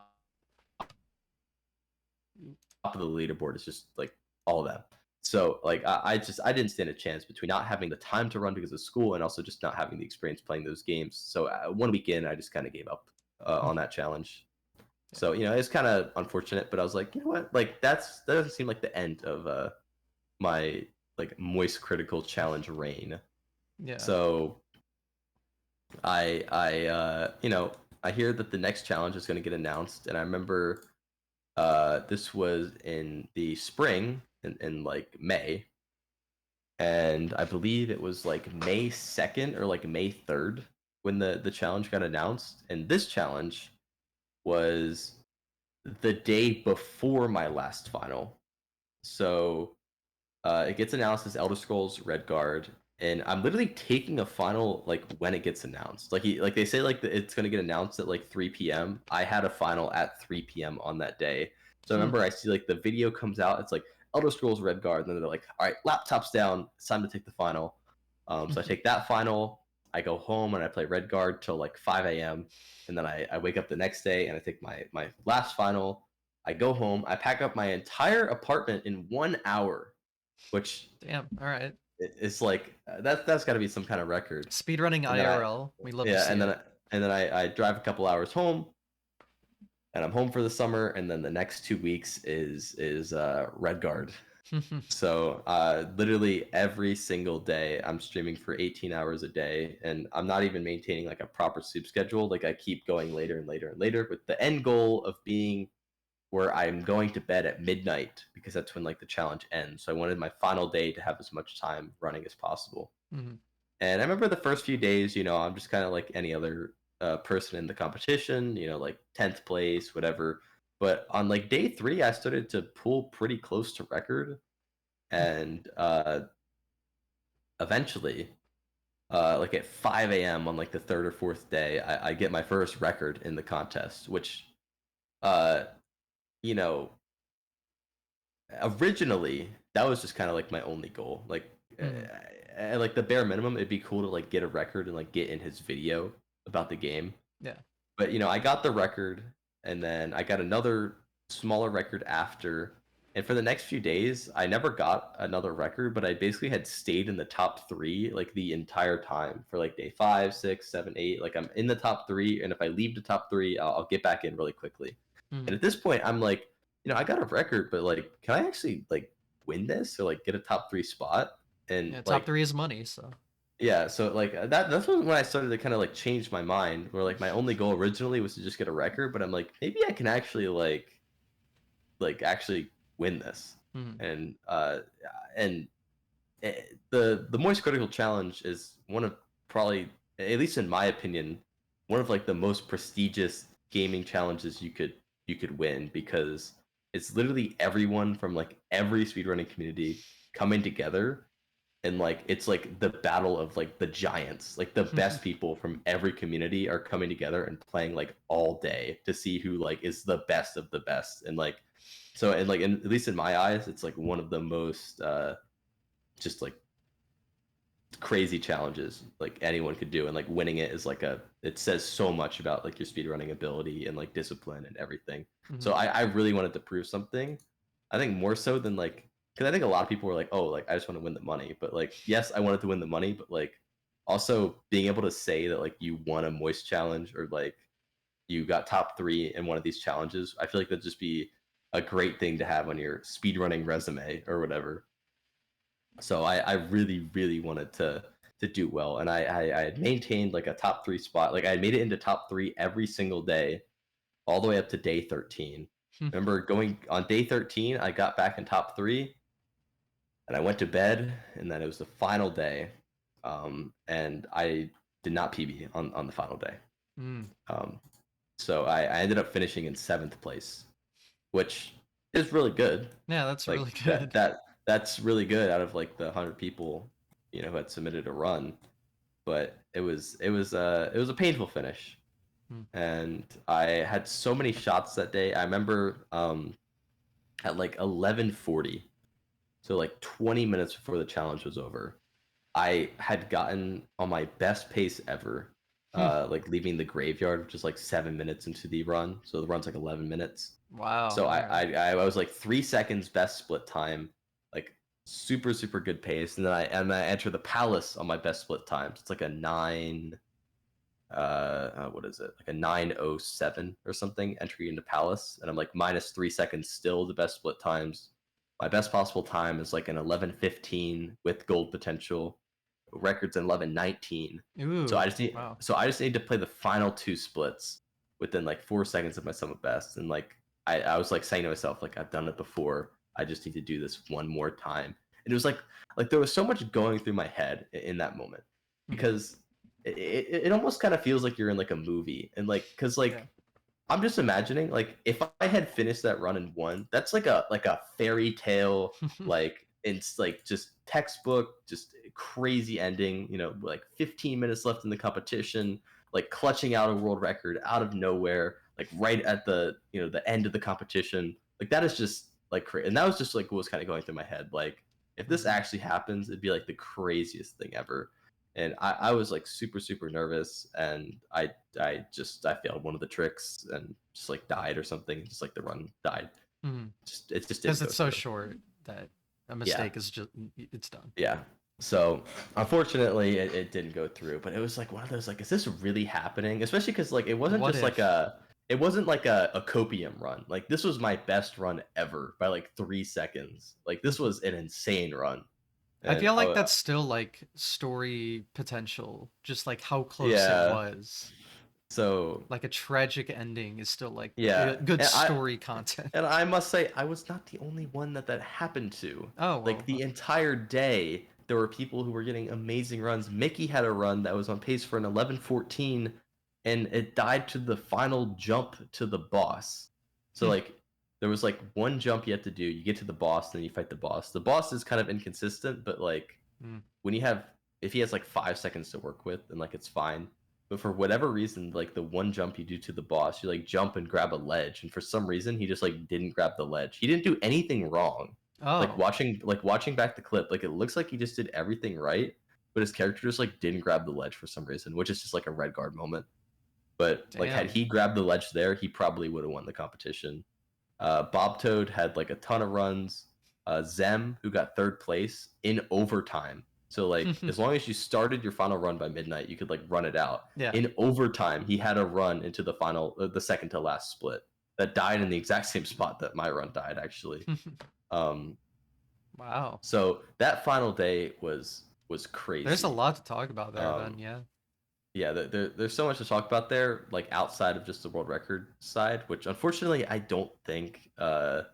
I think when the video comes out, which is taking forever, by the way, I think when the video comes out, I don't really think much of that is going to get mentioned for two reasons. One, it's not really like the world record focus, and two, I don't really think it's that well known.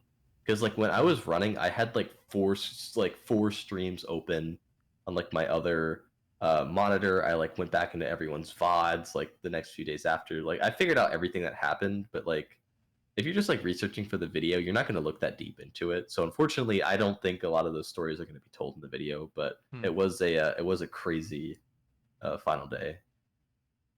Maybe that's why it's taken so long, all the research, you know.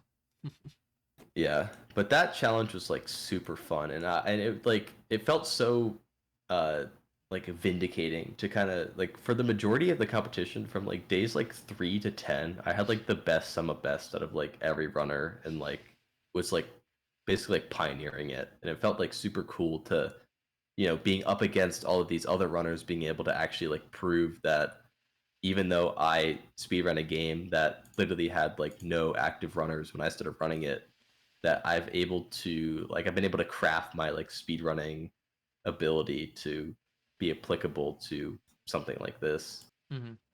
So it was like looking back, it was like really cool.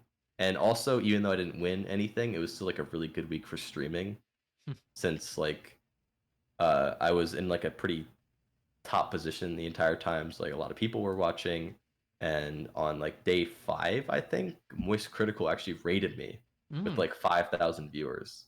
And I remember when that happened, I was like, all right, well, I'm just gonna stream for as long as I can. So I streamed for like 12 or 13 hours with like 700 average viewers. So got some pretty good ad revenue that day. Nice. We love to hear it. Even though I didn't win the competition, I still, made a lot financially that week. It was a good week for streaming and like growing the stream and everything. So it was like overall like a pretty positive experience. So if there's another competition, I would like to do it, but it really just like depends when it is. They said they were going to do one in July, but well, July is almost over now. So I'm not really too sure. At least, so going into the future, we're actually doing Break the Record for TCS again. It's going to be August 11th to 13th. So unfortunately, if the next Moist Critical Challenge kind of overlaps with those dates, I really don't think I'm going to be able to do it. Now, if they started it like right now, it would end on like August 6th, which is like totally manageable for me. But they said they were going to let us know beforehand, and they haven't even done that yet. So there's like a Discord where they inform you on the challenges or something. Yeah. There's like no updates. Basically, just like the head admin guy Kronos is just like, yeah, Moist just told me he's just like really busy right now for like making the video, and it's just like, he's just not, he's busy. Yeah, I mean, I can believe it. I mean, I imagine he's busy to an extent, but like I imagine there's also just like a little, maybe it's like procrastination, or like I'm not gonna, I mean, it is $10,000, like. Yeah. But like making the world record progression video, of course, is what I'm talking about, because the Redguard progression video is not out yet, and then presumably either the next challenge will be announced in that video or like shortly after. But so that challenge happened, and after that challenge, I didn't really do anything for like a week or two because I was just like pretty drained after streaming 200 hours in 2 weeks. It was a lot, but eventually, we're getting pretty close to today. So in like June, I that's when like the Pace Summer schedule had kind of started to be announced. And when they originally announced the schedule for Pace Summer, they said that the final 3 days were the Mario 64 LTA, Hmm. and the first 3 days were like TBD. I remember reading that, and I was like, I really want to consider something. Like, if it says TBD, there's like a couple possibilities here. The first possibility is that they know what the games are, but they're waiting to announce them. And in my eyes, that was like, there's no way that's the case. Like, that's just Hmm. so weird. Yeah. So what I assumed it was is they didn't know what they were gonna put there yet. Like that. So I was like, so I just like DM Milo, and I'm like, hey, like I saw that you have these 3 days that are TBD. Like, are you planning on like doing anything there? Like, all the Lego Star Wars runners plan on coming to Pace. So if you're looking for a game to do, like we're right here. And he's like, oh, like that's really awesome. Yeah, like we haven't decided yet, and we would like love to have you for a day. And I'm like, shoot, Hell okay, yeah, there it is. that's like super cool. And I'm like, yeah, we'll try to get everyone there, and we'll do a day on July 4th. And that's the story of how TCS got into Pace. I literally just asked him. So for any small communities who plan on going to Pace and want LTA, just ask. Might work out. Yeah, it might work out. Um, so in June I had like, or maybe it was in May, but I asked him about that. We got that all scheduled. We got all that figured out. And come July, it's time for Pace Summer 2023. So we go to the event, we do the LTA, and after the LTA, it's just we just chill out, watch the Mario 64. I love 120 stars, so like I was there from like start to finish every single day, front row, for that LTA. Got to meet a lot of super cool people, which I think is like the highlight of Pace. Is just like I feel like everyone there, um, That's always the even if highlight of speedrun events. Yeah. yeah, even if you've never met them before, you're like, oh, I've seen you on Twitter, and like you just walk up to them and talk to them, whatever. Hmm. So that was super cool. Went to the event, uh, came home, and literally since then I've just kind of been running TCS Any since, and I have not PB'd, but that kind of brings us to today. That's kind of like my entire speedrunning history from 2015 to 2023 in Well, you're a forgetting at nutshell. Pace Summer 2023, you asked me about my Oh, podcast. And I now here we did. are. Yeah, So, that did happen. We were I don't were we in a hotel or were we at the venue? I'm trying to it was the think. hotel. I It was think it at the was hotel. Yeah, just like in Laysauce's room, I think. one of them. I mean, there were Yeah, like we 3 rooms partying each night, so it's hard to remember. Yeah, so yeah, I remember we just like sitting there, and I was like, we were just kind of talking about like content. I'm like, yeah, I've been enjoying the podcast. I really enjoyed the SummoningSalt one. Well, yeah. Of course, I will admit there's some of them I haven't watched, but Well, that's fine. They are yeah, quite they're pretty long long. and weekly. I don't expect anyone to watch all of them, but Yeah, but I have enjoyed some of them, and I was like, hey, because I remember your tweet from a while back. You were like saying that you were looking for guests on the show, and I was yeah. debating on messaging you then, but I think you like deleted the tweet. So I, I was I like, oh so well, I found someone like immediately and I was like, "Oh, okay." yeah. Well, but So I was yeah, like, I oh just well, okay. I had Guess he like a found I tried someone. to schedule them in advance, but something like fell through or something. There was some reason. I Yeah. was like, So "Well, so I shit." was like, I'll just ask him at pace, and so that's what I did. Because I figured this was like a pretty good like platform to be able to come on and kind of share everything all at once, and You sure did. someone that I met, someone I know, and at least from a speedrunning side, that's everything. I don't know if there's any other topics that people normally talk about, but Oh, I can figure something out. I mean, you really did just lay out everything. So you made my job free, so I appreciate that. the WiiSuper story, the full autobiography, spoken audiobook, available on YouTube shortly, I guess. But um, yeah, let's see. I tried to build up some questions during your explanations. Actually, how long are cutscenes in TCS at an 90% run? So the total run is like just under 2.5 hours. It's about 50 minutes of cutscenes. Oh my god. So it, it's tough, but like besides the cutscenes, it's like nonstop action. So like Yeah, there's no like because like in Mario 64, like you have a if you minute to if wait. That's about it.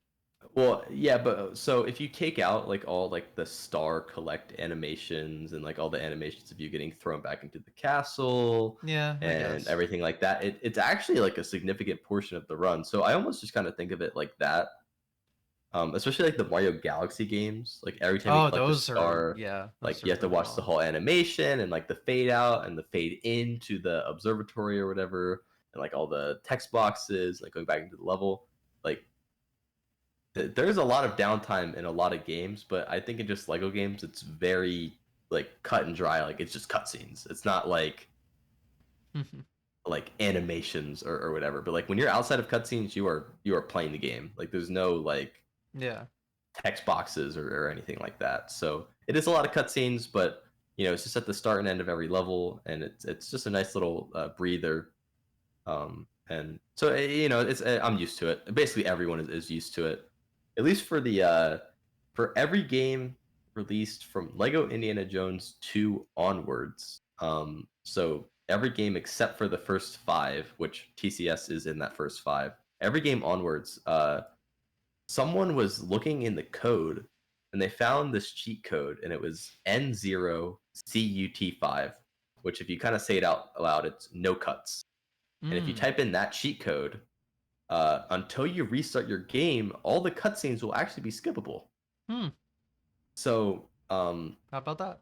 that was a huge discovery. So for most games now, there's two categories. There's the no cut and the standard, which is like is with cutscenes. Now, since the discovery of no cut, I have basically exclusively ran no cut in the games where it exists. Like Mm. I don't run the standard category ever. If anything, I just kind of see it more as like a legacy category. Yeah. And that's kind of the case for most people. Like they really just only run no cut. There's like a couple people who still run standard, but it's basically like people will run no cut a bunch and then they'll do like one standard run where they've gotten like way better at the game for like a free PB. Hmm. That's kind of like the pattern that most people kind of follow.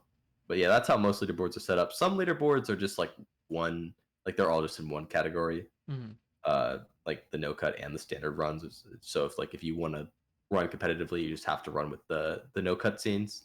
But Hmm. that was like a huge discovery because that code was like not really public at all. Like it wasn't in any like guides or anything. It was just like something in the code. And I remember when the code first got found, I did like a Google keyword search for N0CUT5.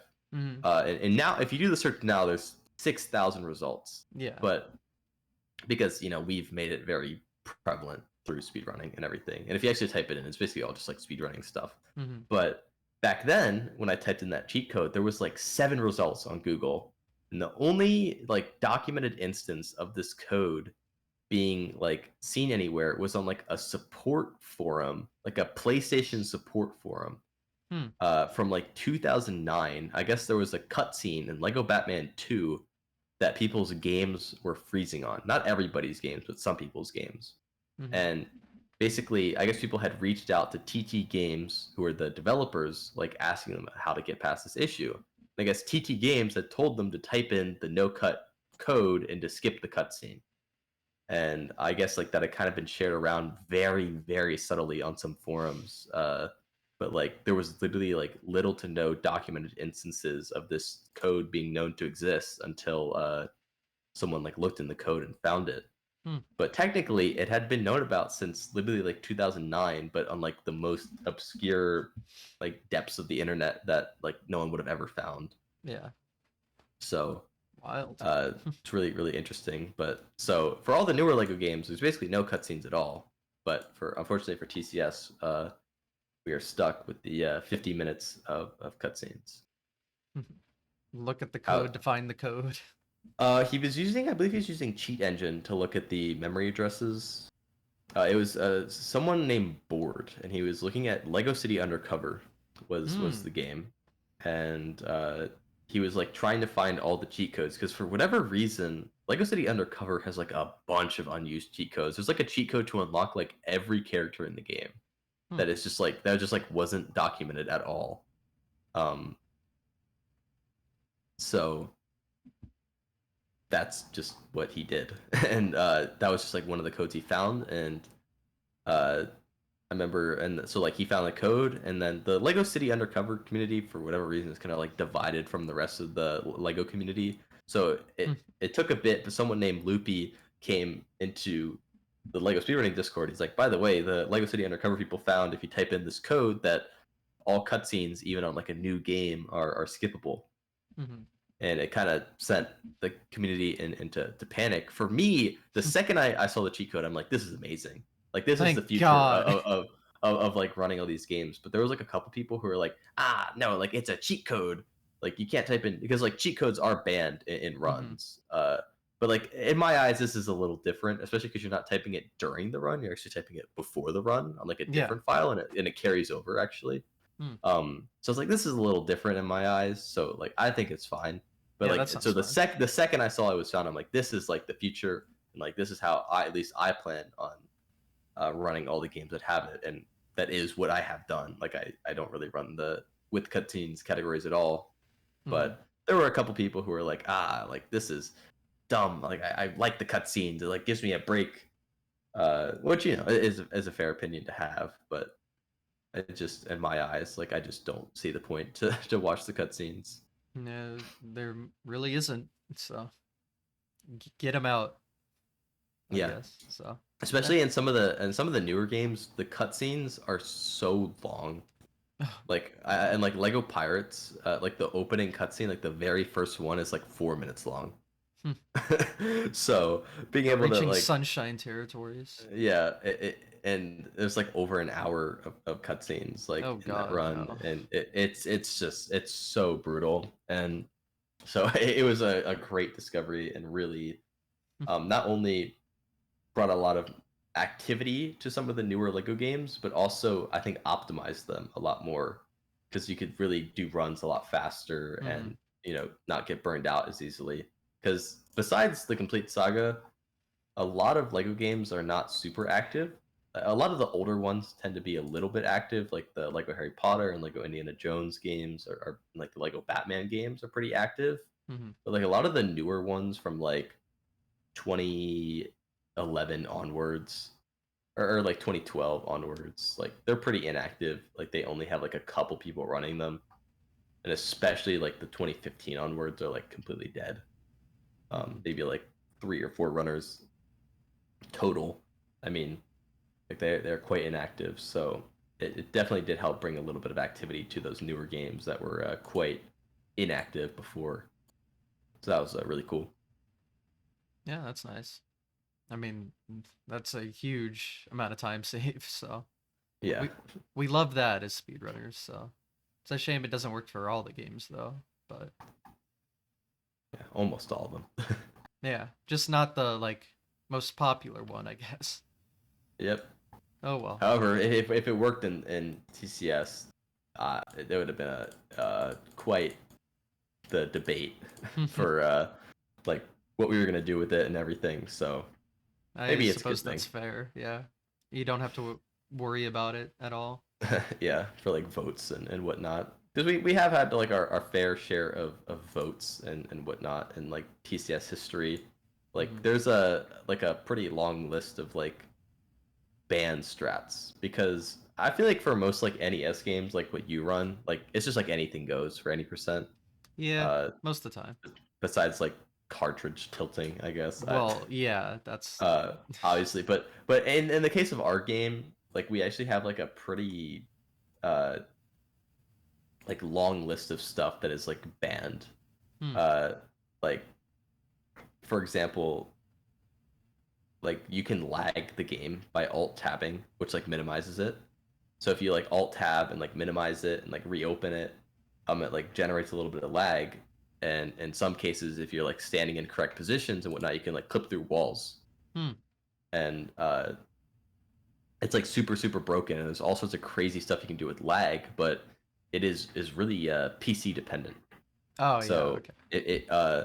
I remember a certain like lag tech was found in the Complete Saga a while back, and I was trying to make a video with it, and I just like couldn't get it to work. So I had to open like 40 Twitch streams on Chrome to bring my CPU usage up to like 95%, and then they started working. Oh. So you know, I was like frying my PC to do them and like it was just kind of like, you know, there's a lot of inconsistencies between hardware. It's basically just like luck if you can get some of these strats. Hmm. And basically all the top runners agreed that it would be very unhealthy for the game to allow something like this. So, like that's an Yeah. example of something like that we have banned.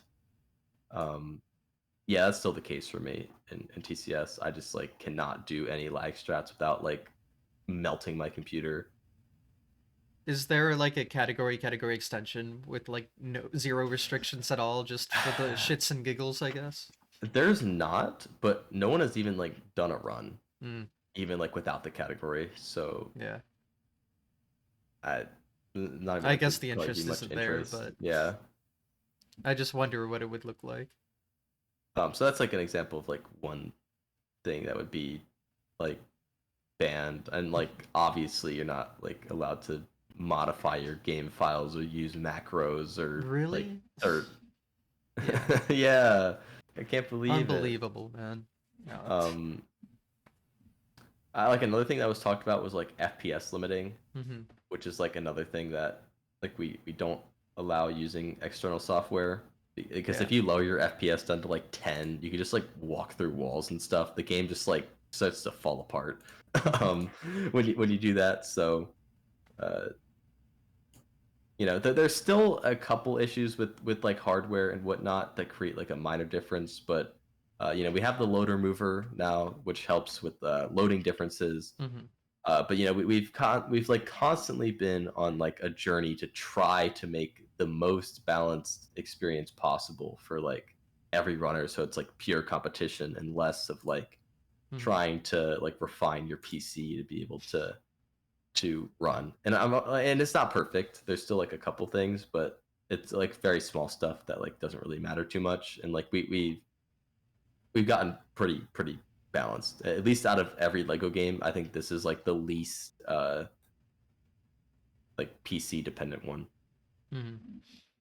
Yeah, I've always thought PC speedruns are just too confusing for me with the amount of like hardware stuff Yeah, involved. Consoles are that's just fun. They're just the built the way they are. Great. like, yeah, that's the nice thing about console compared to PC. With like PC is all sorts of different PCs, and like at least kind of like an issue that we've been having to deal with. So there's no option for this in TCS, luckily, but in a lot of the newer Lego games, you can turn VSync off, which uncaps your frame rate, and in some Lego games that allows for some very broken tricks to occur. The higher the frame rate, usually the more broken you can get, and basically in every game it relates to being able to launch in some way. Hmm. So like in Lego Indiana Jones 2, if you turn off VSync and you can like throw your character into like certain sloped objects and they just go just like sling into the sky. Like, and you can do crazy skips like with all these VSync off tricks. Hmm. But unfortunately, when you turn VSync off, it just goes to what your computer is capable of doing. So some people may get 400 FPS, some people might get 700 FPS, and Hmm. that kind of creates a little bit of variance between runners. And unfortunately, this was like a concept before I even started running back in 2018. Like a lot of these like VSync off strats have been known about since as early as like 2016. And that had just kind of been the way of running. And it's been the way of running for so long. You may say, oh, like, why don't you just like ban it so it's like consistent for everyone? Well, it's a good idea on paper, but like, what do you do with like the 10 years of history Yeah. and like hundreds of strats that are just gone now because you don't allow turning VSync off? So it's kind of like a weird position. Like, kind of the approach that we've gone for right now is just trying to make as many instructions as possible to like optimize like settings on your PC to increase your frame rate. So hopefully you can basically do every strat. And in most games it's fine. Like for certain games, like Lego Indiana Jones, like you, assuming that you literally have like a half decent PC, you can do every single strat with VSync off. Um, for the I think the one like most notably problematic game is Lego Indiana Jones 2. That's like the one game where there's like strats that there's like that a lot of people can't do. But that still doesn't mean we still haven't been trying to work on like finding as many settings as possible you can change to try to that's kind of the compromise that we're at, rather than just like banning turning off VSync entirely. Yeah, I mean, so many games are like built on history purposes, like their original rule sets or timing methods that might seem weird later, but it's like, well, this is just how it's been. It'd be too hard to change everything. Yeah, I mean, the complete Saga used to start timing when you gained control in the first level. So you would start a new game, run through the cantina, which is like the hub world, enter the first level, start watching the first cutscene, and when the first cutscene would end, that's when you would start your timer. And eventually, the current mods, which was not us at the time, I guess like the current community, it was like a completely different group of people, the old runners that ran before like 2018. They decided they wanted to change it to new game timing, seemingly just like out of nowhere, and it kind of sparked a lot of controversy because they wanted to change it for like every game. So that would be Lego Star Wars. And the two most notable games were Lego Star Wars: The Complete Saga and Lego Star Wars: The Video Game, which is like the original one. And that game was a lot more active at the time. It's not super active anymore, but at the time it was like back in like 2017, like that was the TCS of the Lego community. But now it's just kind of dead. But record had just gone sub 1 hour in that game. And with the new timing change, It would not. world record would no longer be sub 1 hour. Of course. So quite evidently, the guy who got the first sub hour was like, well, this like, what is this, man? Like, this is ridiculous. And then the complete Saga had just gone sub 3 hours. Now, luckily, the timing change would not bring it back above 3 hours, but it was close. it was really close to doing that.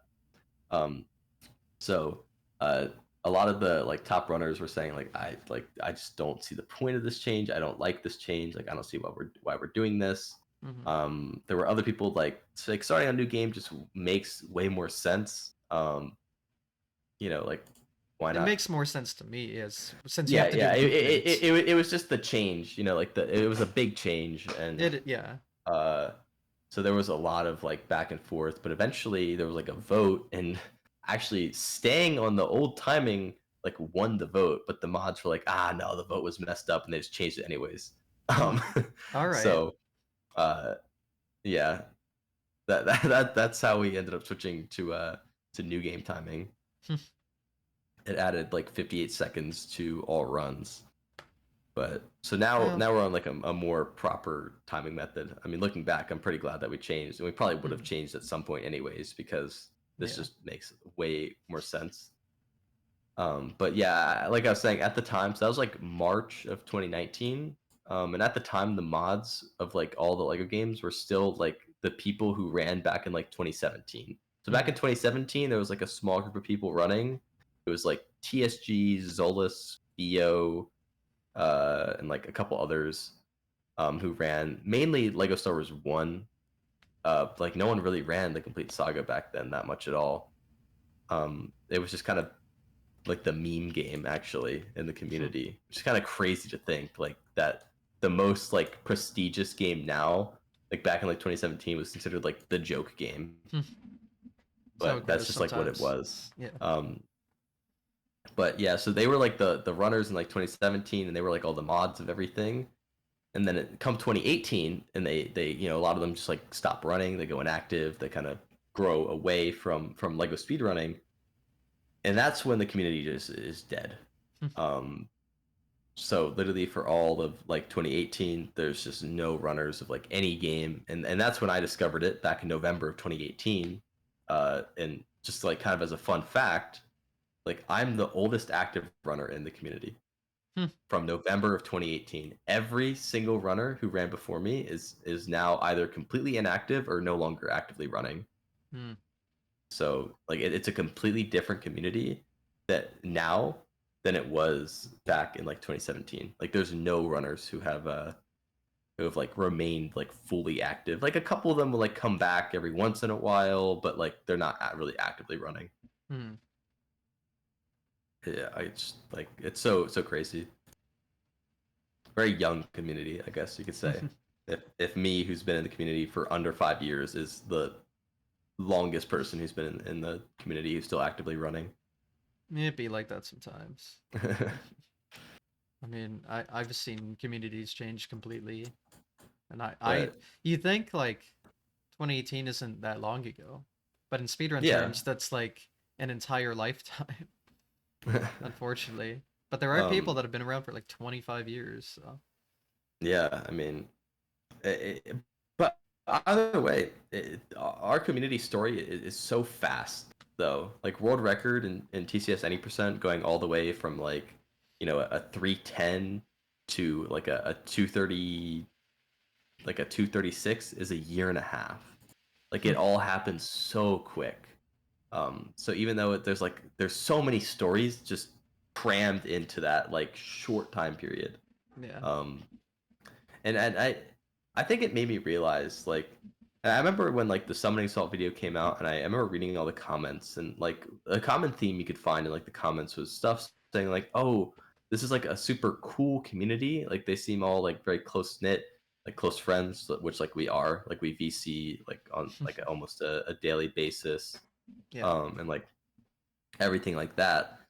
So, you know, we all like talk to each other, we're all super close, but like also a lot of people saying like, who would have thought that Lego Star Wars would have this like amazing story with all these people who put so much time into this, and it kind of makes me wonder, like, what other kind of hidden gems are out there that could make for like a good Summoning Salt video, or like a community that has like a crazy story that is just like waiting to be told. Yeah. I mean, there are like 100,000 or hundreds of thousands of games. Like, Yeah. Well, yeah. I think a lot of them are unfortunately not active enough for Yeah. a No. a whole world record story, but you know, Well, any of them could who, have potential, though. We just don't know. yeah, maybe the story, because back in 2018, this story on TCS would be extremely uninteresting. Yeah. So maybe the story is starting now, and then in Mm-hmm. 2028, the story will have been Exactly. written. It's all about That's timing. crazy. Yeah. Yeah, because I think we're definitely slowing down, because it came in, record was 309, kind of had a lot of room for improvement. Record is Mm-hmm. now 222, but it's like reaching a point where is no longer like there aren't new strats being discovered every other day. There aren't minute time saves being discovered every 2 weeks.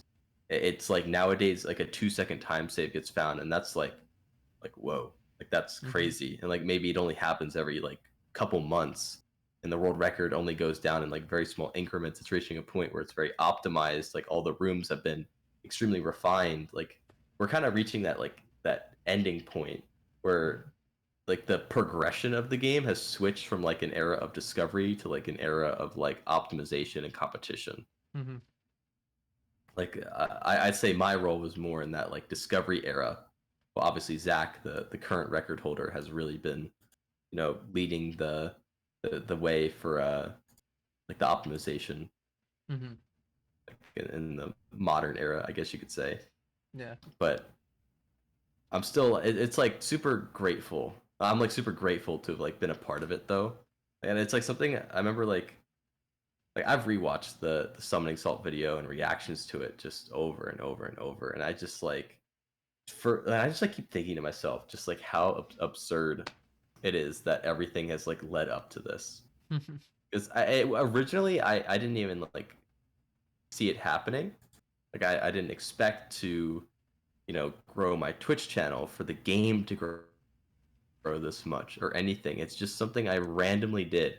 I and literally randomly. Like, I went into my Steam library and I just like clicked on a game to run, and I did a blind run of it, and it's led to this, like, all these people I've met, all these events I've gone to, all these things I've done, and like a video like documenting basically me and a couple others people's like teenage life stories, basically, that over 3 million people have seen, like everything.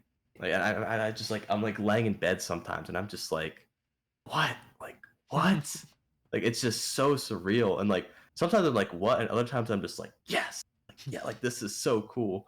Yeah. Um so, and like other times I almost get like emotional. I'm just like, how did this happen?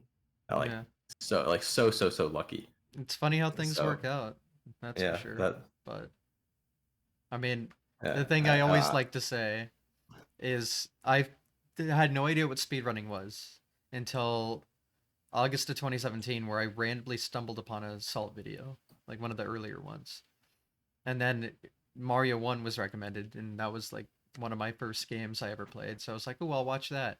And I thought it was so cool. I made a Twitch account the next day to start watching. Almost exactly 2 years later, I'm in the Warpless video he makes. Just how does that happen?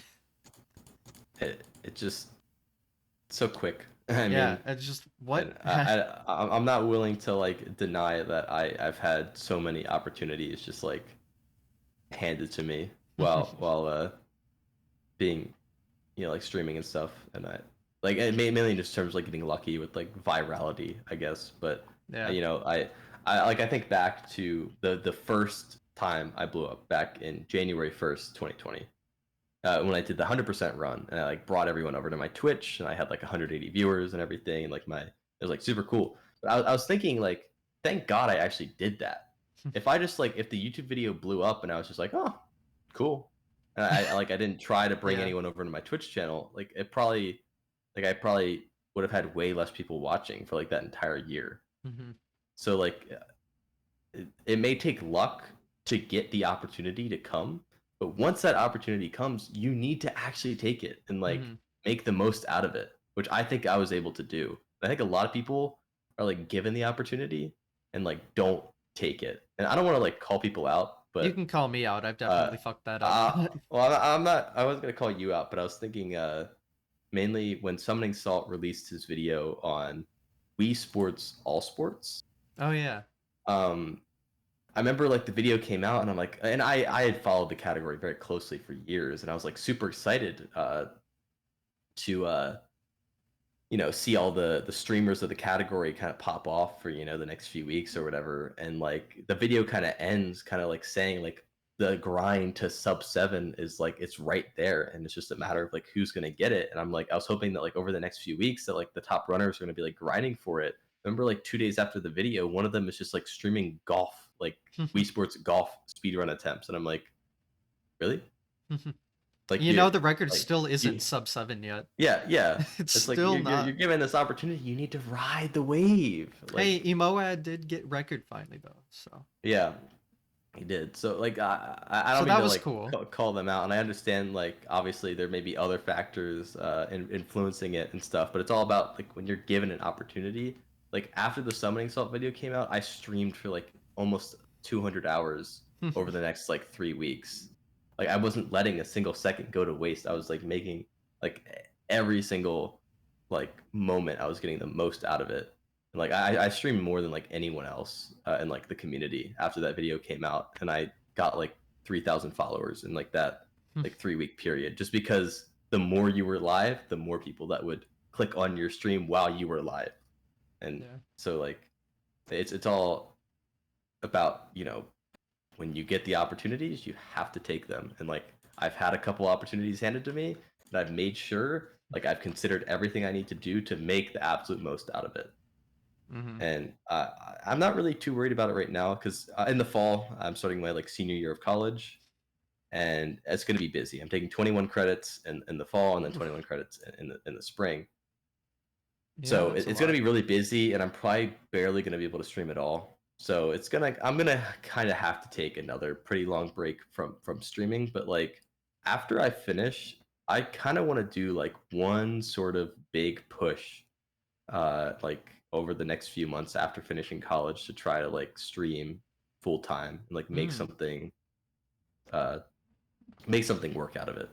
yeah. Because right now I definitely don't make enough or like don't have enough of a following to stream full time. But I think if I tried to take it a little bit more seriously, Hmm. try to maintain like a better schedule, try to do more on YouTube, try to promote it more and everything. Like I think there is a world where I could actually make it work. Which for someone like me, like that's something I've like always wanted to do. Like Yeah. I think it's all about just like trying to actually make that a reality is my at least my goal for after I finish my senior year of college. For now, I'm not really trying too much just because I know I'm gonna have to take like a 9 month break pretty soon. So, but after that, that's kind of what I think I'm gonna do next. My camera is falling over. Oh no. Oh no. Just all right. Good enough. Yeah.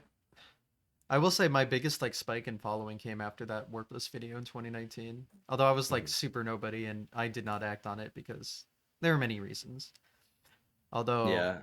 I I remember, since you talk about college a lot, my first Warpless record I got like on finals week. That's what I did instead of studying. Uh I think I made the right call. Yeah, yeah, for sure. Some So, things are just mean a lot more than you'd expect, even though it may not hmm, seem that way. yeah. But Like maybe no other person would like what I did, but I mean, yeah, they're I not always an kind of make assault video. yeah, it kind of makes me like, 'cause I feel like 6,000 followers on Twitch is like way more than like 6,000 followers on like Instagram or like Twitter. Like it's harder Oh to yeah. get. So like I always like I'm curious like how if you were to like convert it to like Instagram followers, like how many would I have? Would it be like 15,000 or like I don't know. So Yeah. it, No way to know really. but yeah, I've always tried to like consider options to like grow. Like I'm kind of talking about like channel growth and like analytics and stuff now, but I've always like liked to look at analytics and try to analyze like what you can do in order to like grow your channel or you know make the most of opportunities and whatnot.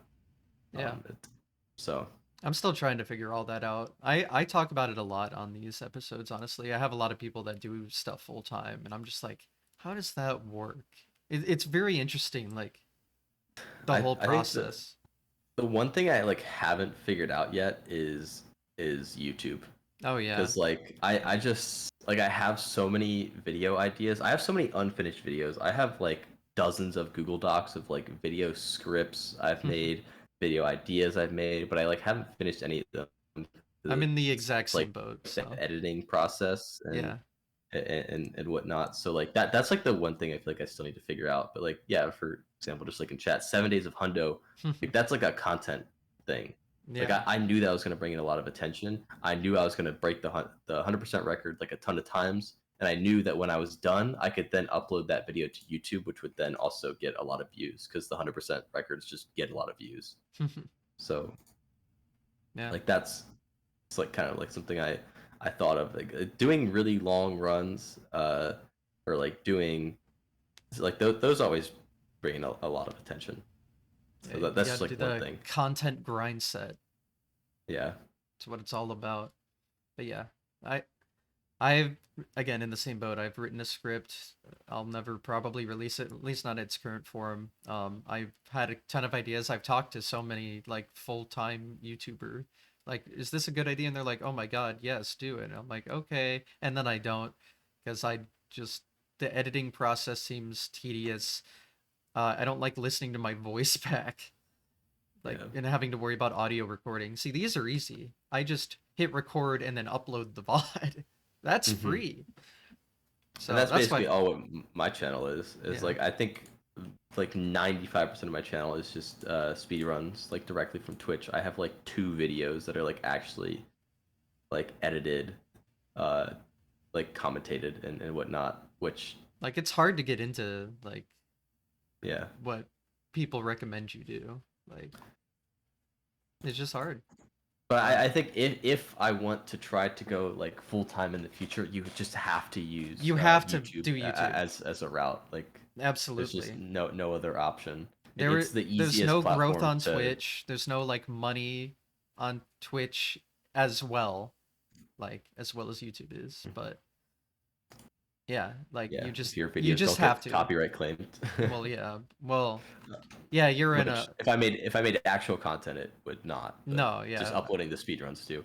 But I, I mean, yeah, I think like for Twitch, I think if you get like 200 viewers on Twitch, you could probably, if you stream for 8 hours a day with like 200 viewers, I think you could like make it work. mhm. It depends how many people sub, because like some people, I know some people are full time with like 15 viewers on Twitch, but they just have like some oiler just like feeding them subs like every day. I Yeah. unfortunately do not have that. I I think have a like lot eight of subs, speedrunners, man.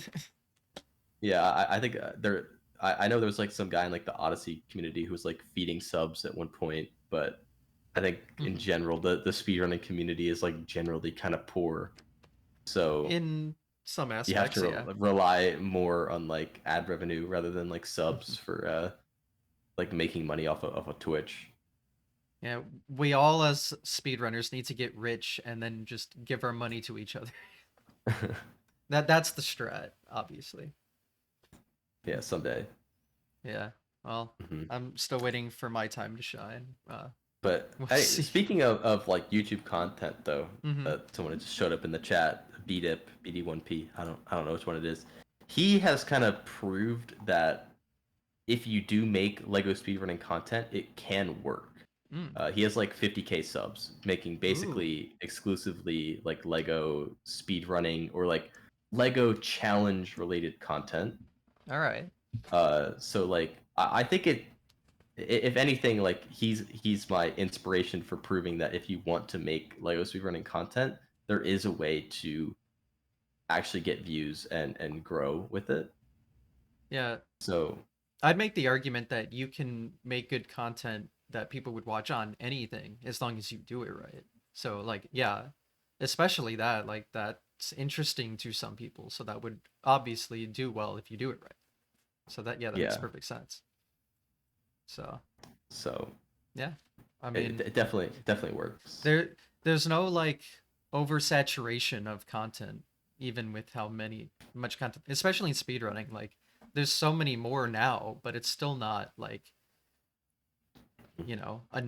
too much. There will So, never really be too much. There's so many different topics that yeah. derive from Lego speedrunning as a whole. So Lego TikTok. That's an like go interesting message TikTok. because I actually did make TikToks back when Mm. Skywalker Saga came out, or like a couple months after it came out. And they actually started doing well. The last one I uploaded got 15,000 views. So like, that's pretty solid. I would say. Obviously, it didn't explode, but like That's not bad. 15,000 views on a TikTok is like That is not bad. better than what most people on TikTok have ever even gotten on a video. Yeah. Um, so I was pretty happy with that, but I found that even though I had like my Twitch in my bio and like and stuff, I don't think anyone ever came over from TikTok, which makes sense because they're just scrolling through, they watch the video, they're like, oh, that's a cool little um you know Hmm. TikTok, and they just keep scrolling. They're not gonna like, oh, I'm gonna go to this person's Twitch and Gotta like follow become them everywhere. a, a viewer. So even though like the TikToks did well, I find that the conversion rate is so low that I don't really know if it's worth Yeah. it. So I stopped, like, just because I felt that the effort that I was putting in was not giving me a good enough outcome to make me keep going. Well, luckily, content like that is super easy to make, Yeah. so it's not like too much of a time investment if you do or don't. which is good. Like I've only made one YouTube short ever. And I mean, it's weird how shorts work because it's like, here's 200 views immediately. Psh. Yeah. But it was cool. How do you think the pandemic affected your love slash free time for running? At least for me, I think like I I had already kind of started slowing down my speedrunning by the time like the pandemic hit. Like the real like main part of my speedrunning was like in like 2019. Like that's when I was speedrunning like 10 hours a day, like nonstop. Like that's when I was really just like grinding. And as I said earlier, that's when I was definitely addicted to speedrunning. And that's when I like always did it. By the time the pandemic hit, I was still speedrunning quite a bit, but it had already started to slow down. Like that's when I was like graduating high school. And then in the fall of 2020, that's when I like started college, and it kind of just started like shifting a little bit. So like the pandemic for me, honestly, I didn't even like notice that much of an increase in free time, since in high school I already had so much free time. Mm-hmm. And if anything, it just, once I got to college my freshman year, it just got more busy than it was before, even though it was like still during the pandemic. So at least for me, the pandemic did not have much of an effect on my running. I think compared to most people, when like that was like their time to start like going crazy, I had started slowing down by the time the pandemic hit. 2019 was like when I was really running. So that's kind of like when I ran the most, less so during the pandemic. Yeah. It's just interesting because like just so much free time from that. Like, oh, suddenly all my college was online. Suddenly Mhm. I couldn't go to work anymore with the job I had at the time. And it was weird. I don't know if I even took proper advantage, but there was definitely like an increase in just overall, especially like average viewership during that time. Just kind of Yeah, interesting. Definitely a lot of people took advantage of it. Again, I'm not someone who did, but the people that did, like that era of time, like really helped out. Just what was like overall Twitch was like 3 times as popular as it was right beforehand or something. It was something ridiculous like that. So just interesting how that works out. All right, let's see. What other questions can I think of? You have a favorite Lego game? Is it just Complete Saga? I'd say for speedrunning, definitely the complete Saga, especially because like I was saying, it's like the most competitive. It's like the most balanced. It's got the most runners. It's Hmm. just like it's like built to be a speedrun. Like it's definitely my favorite game for speedrunning. But I think casually, I actually really like enjoyed the new Skywalker Saga game. Hmm. And I Yeah. mentioned this earlier in the interview, but if like someone has not played that game, I recommend playing it. It's a really fun game. Like it's a really fun casual playthrough, and it's a really long casual playthrough too if you want to fully 100% it. So Yeah. like I definitely recommend that game casually. Like I think they went above and beyond for making like a really awesome open world, and in my opinion it's the best representation of like Star Wars planets in like an open world video game yet, out of like any Star Wars game made. So like there's like full planets you can explore. There's like 19 planets or something. Like they're Really? all like these huge open worlds with all sorts of puzzles, collectibles, quests that you go from planet to planet, all sorts of interactions and buildings and everything. It's super cool. Wow. I didn't So realize how big it was in that way. yeah. Because usually when I think of the Star Wars games, I think like the episodic, no open world, like Complete Saga is Mhm. just like play level, beat it, play level, beat it. I mean, I guess there are like the occasional like vehicle section or something, but overall, it's pretty linear, I guess, is the point. You know, people are talking about beating TSS without jumping, and that was actually an old beat up video that he made, and I there was like a lot of advancements to the no jump challenge in TSS, and eventually it was down to like one jump, but it was like believed that it literally there would be like no way to route out this one jump. It was in like some like puzzle room that you were just like locked in like a glass box with like nothing to work with, so you like had to jump. And I remember that like Shred and Jarul, the co-op people I was talking about, they were actually able to find some like crazy method using like a net gun to like skip the jump and make it so you can beat the entirety of the Skywalker Saga storyline without jumping a single time. And uh, would be better if the devs didn't hate us. So yeah, you can beat the game without jumping. Another thing about that game, kind of another funny story about it, is that when it did come out, you know, we found all the speedrun. So there were all the speedrun skips, right? Mhm. That we found, like all the launches, all like the jumps that you can do to like skip stuff and whatnot. But there were also a lot of game bugs, such as lag. Like there was like low frame rate in some levels. Obviously, like the soft locking issues, like the file issue I had, where I couldn't 100% that I talked about earlier, Mhm. and you know, like other just like random annoying glitches that just like affected the casual experience. So like a couple weeks after the game came out, maybe like a couple months, they released a patch. Like, oh, like nice, they released a patch. Surely they fixed all the, you know, the soft locking issues, performance issues, and casual bugs. No, they just patched all the speedrunning skips and nothing else. Oh, great. Yeah, so speedrunning skips that don't affect the casual player at all, they literally patched every single one out. Like they literally like watched the run and like was like, oh, ooh, ooh. Actually, there were glitches that we found that weren't in the run that they did not patch. Hmm. So it's like pretty reasonable to assume that like they just like watched a run and just like patched all the skips, but they didn't fix like the performance issues.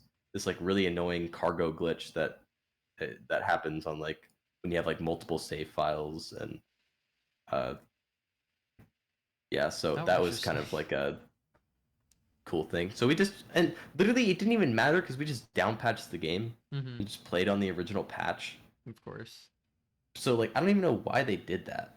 But I it was just like the weirdest thing. I Hmm. and it seems like we've always kind of had like this feeling that like TT Games like hates speedrunners.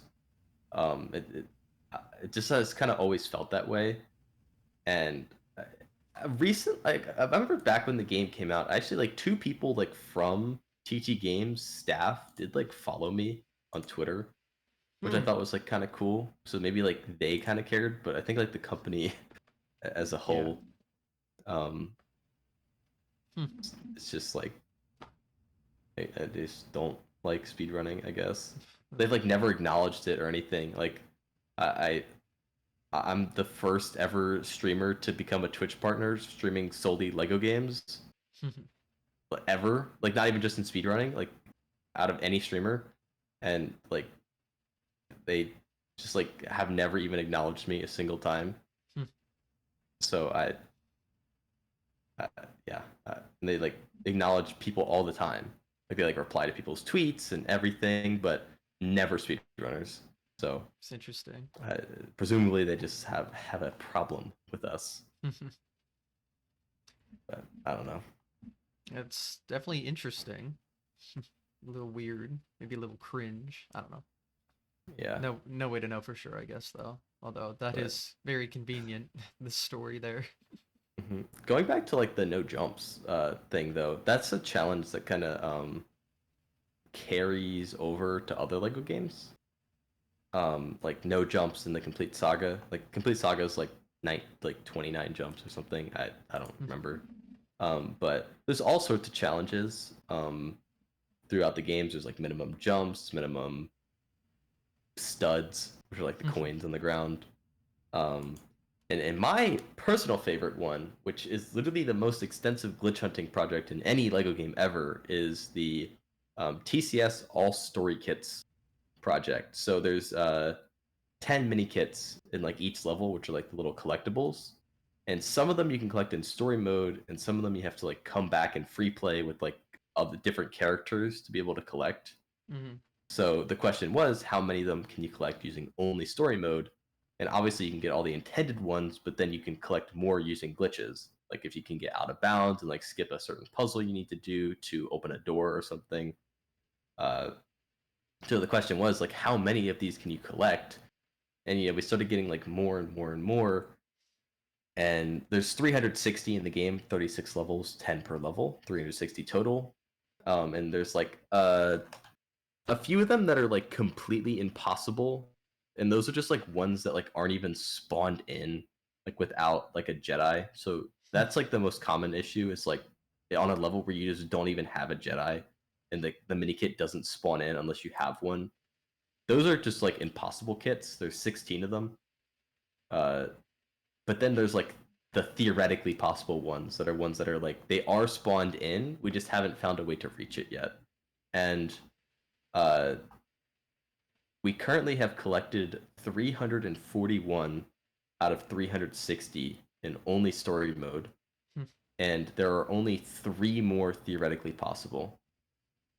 So, and I like back when we first started, we maybe had like 280 out of 360, but using some of the most like obscene glitches in like the entire game, some of the most like complex like code breaking stuff, like tasks stuff, like we've managed to like completely break the game open, and some of the most like crazy glitches have been found to just collect these mini kits in story, which means absolutely nothing for the speed run, but it's just like a fun challenge. But the extent for collecting some of these mini kits now, like the measures people will go to and like the tricks that people are doing are just unbelievable. Like unfortunately, I can't really like show a video, but like people have just found some some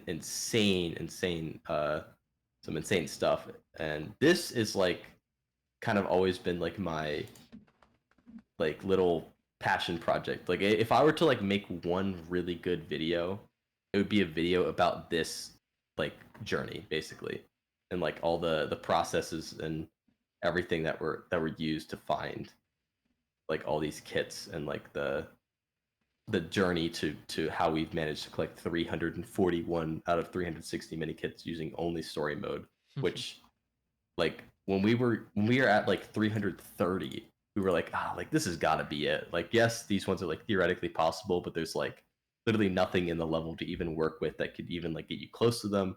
They're like either really high up or there's like no way to get out of bounds or whatever.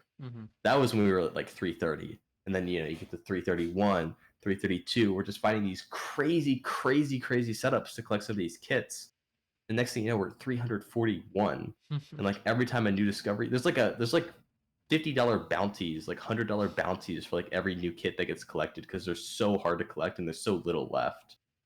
Um, and like in order to collect these, you just have to do some crazy stuff.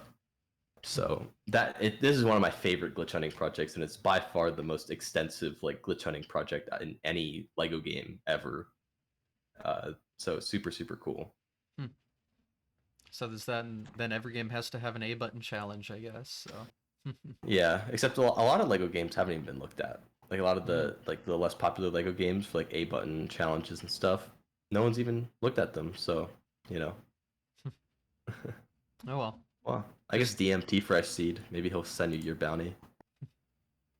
But yeah, just a potential, I guess. Future planning. No jump challenges. Mm-hmm.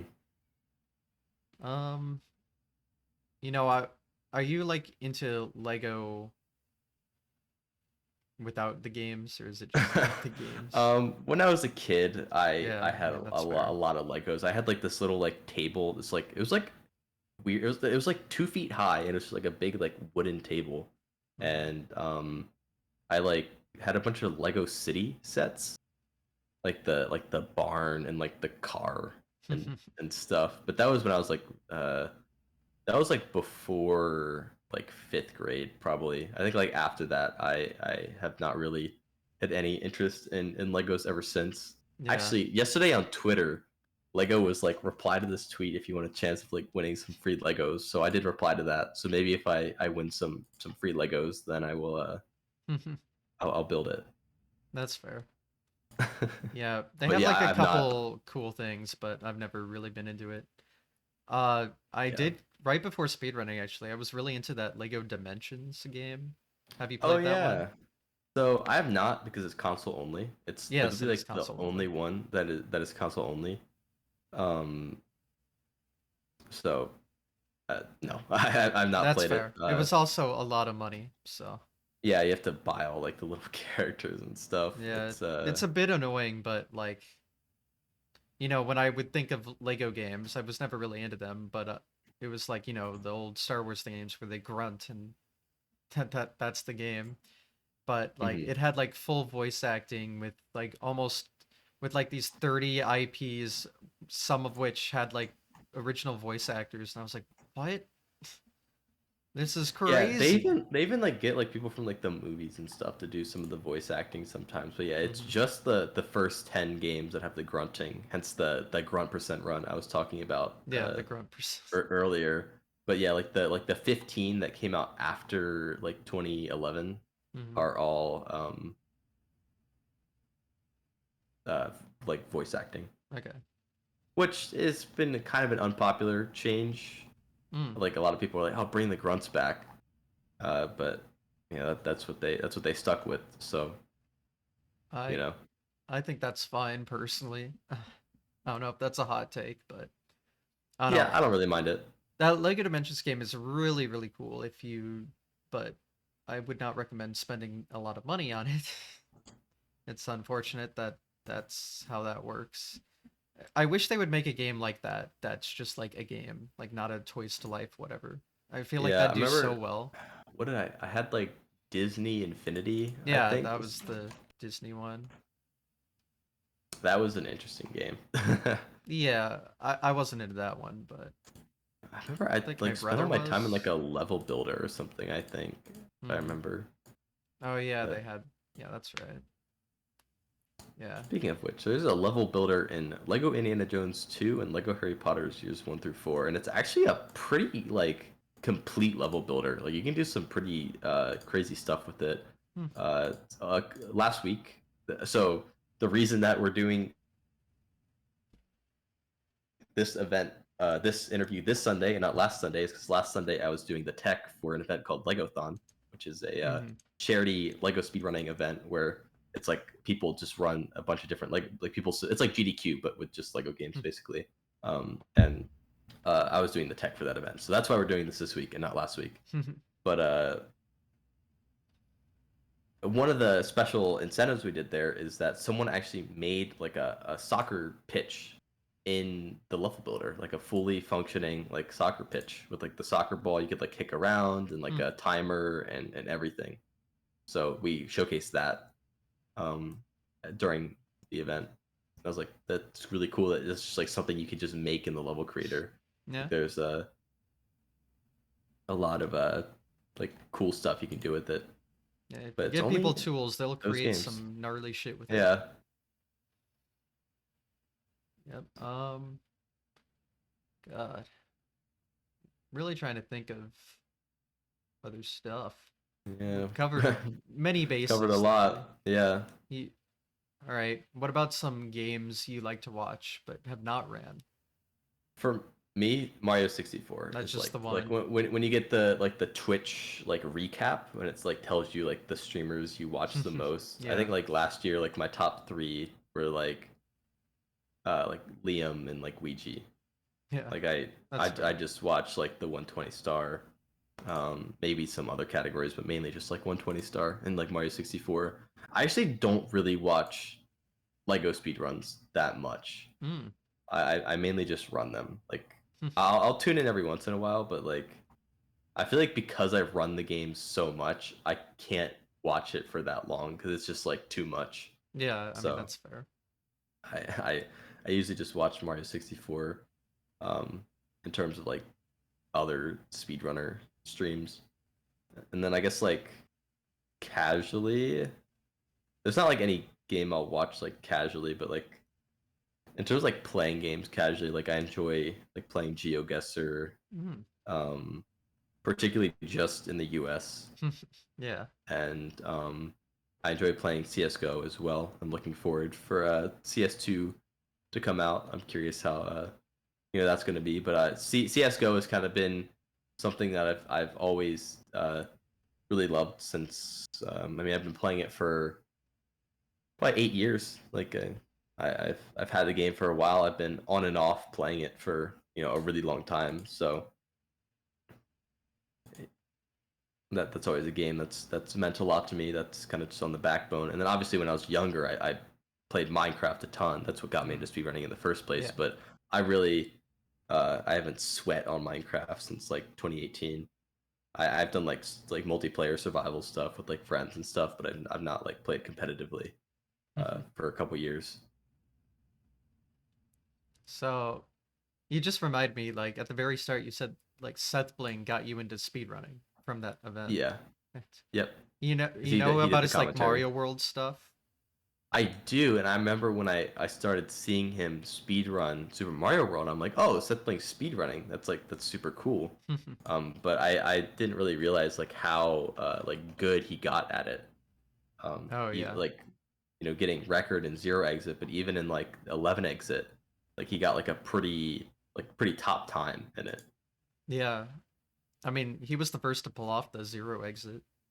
Yeah, and So, also the first one to do it. He did a ton of really advanced stuff, and he's still second place in it too. mhm. Yeah. Not a lot of people do that though, which Yeah, I mean makes sense. really It's one of the complex. categories of all time, but Yeah. yeah. Did you see like the SGDQ run last year?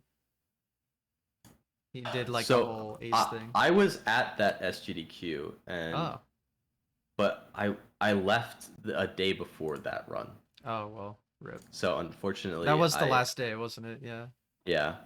So I did not catch that run, Mhm. unfortunately. But I I did see it was gonna happen. I did want to watch it, but unfortunately I did not catch it. No. I was gonna make the funny connection back that so we needed it was a four-player kind of thing. Yeah, Uh, it was a four-player race, commentated by Seth Bling and Ant Venom. But yeah, Illumina was the guy who won the race and oh, really. you're back on the thing you saw. Oh, I was talking about the GDQ run, but oh, the GDQ run. all right. We can get back to that though. My thought I was gonna Yeah. when I said I was gonna connect it, the funny thing I was gonna mention was that GDQ run. So it was you need four players, Oh yeah, four controllers, right? four controllers. I Yeah. was player three. Was it like your controller? No, but Or no, I was on stage. I was player three. oh, okay. I didn't watch the run, so I didn't know that there were like other people Isn't that on the. crazy? But I still don't know how that worked out. But yeah. I do know your one-handed run. Oh yeah. Well, That's that was also cool. But I thought it was just funny that I could link it all back, get it full circle in a way. yeah. So you have met Seth Bling. I remember Yeah.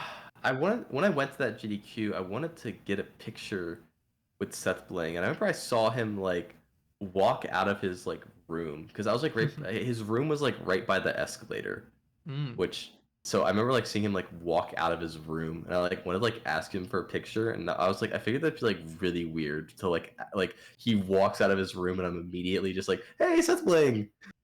Like, Well, I mean, everyone's there for the yeah, same reason. I don't think it's that weird. It's not like you're camping out I by his door like, yeah, when are you coming but out? it kind of Yeah. seemed that way when he, Maybe, but but I think it was would have maybe been more obviously coincidental. I don't know. mhm. I did Maybe get a I'm wrong. picture with Illumina though.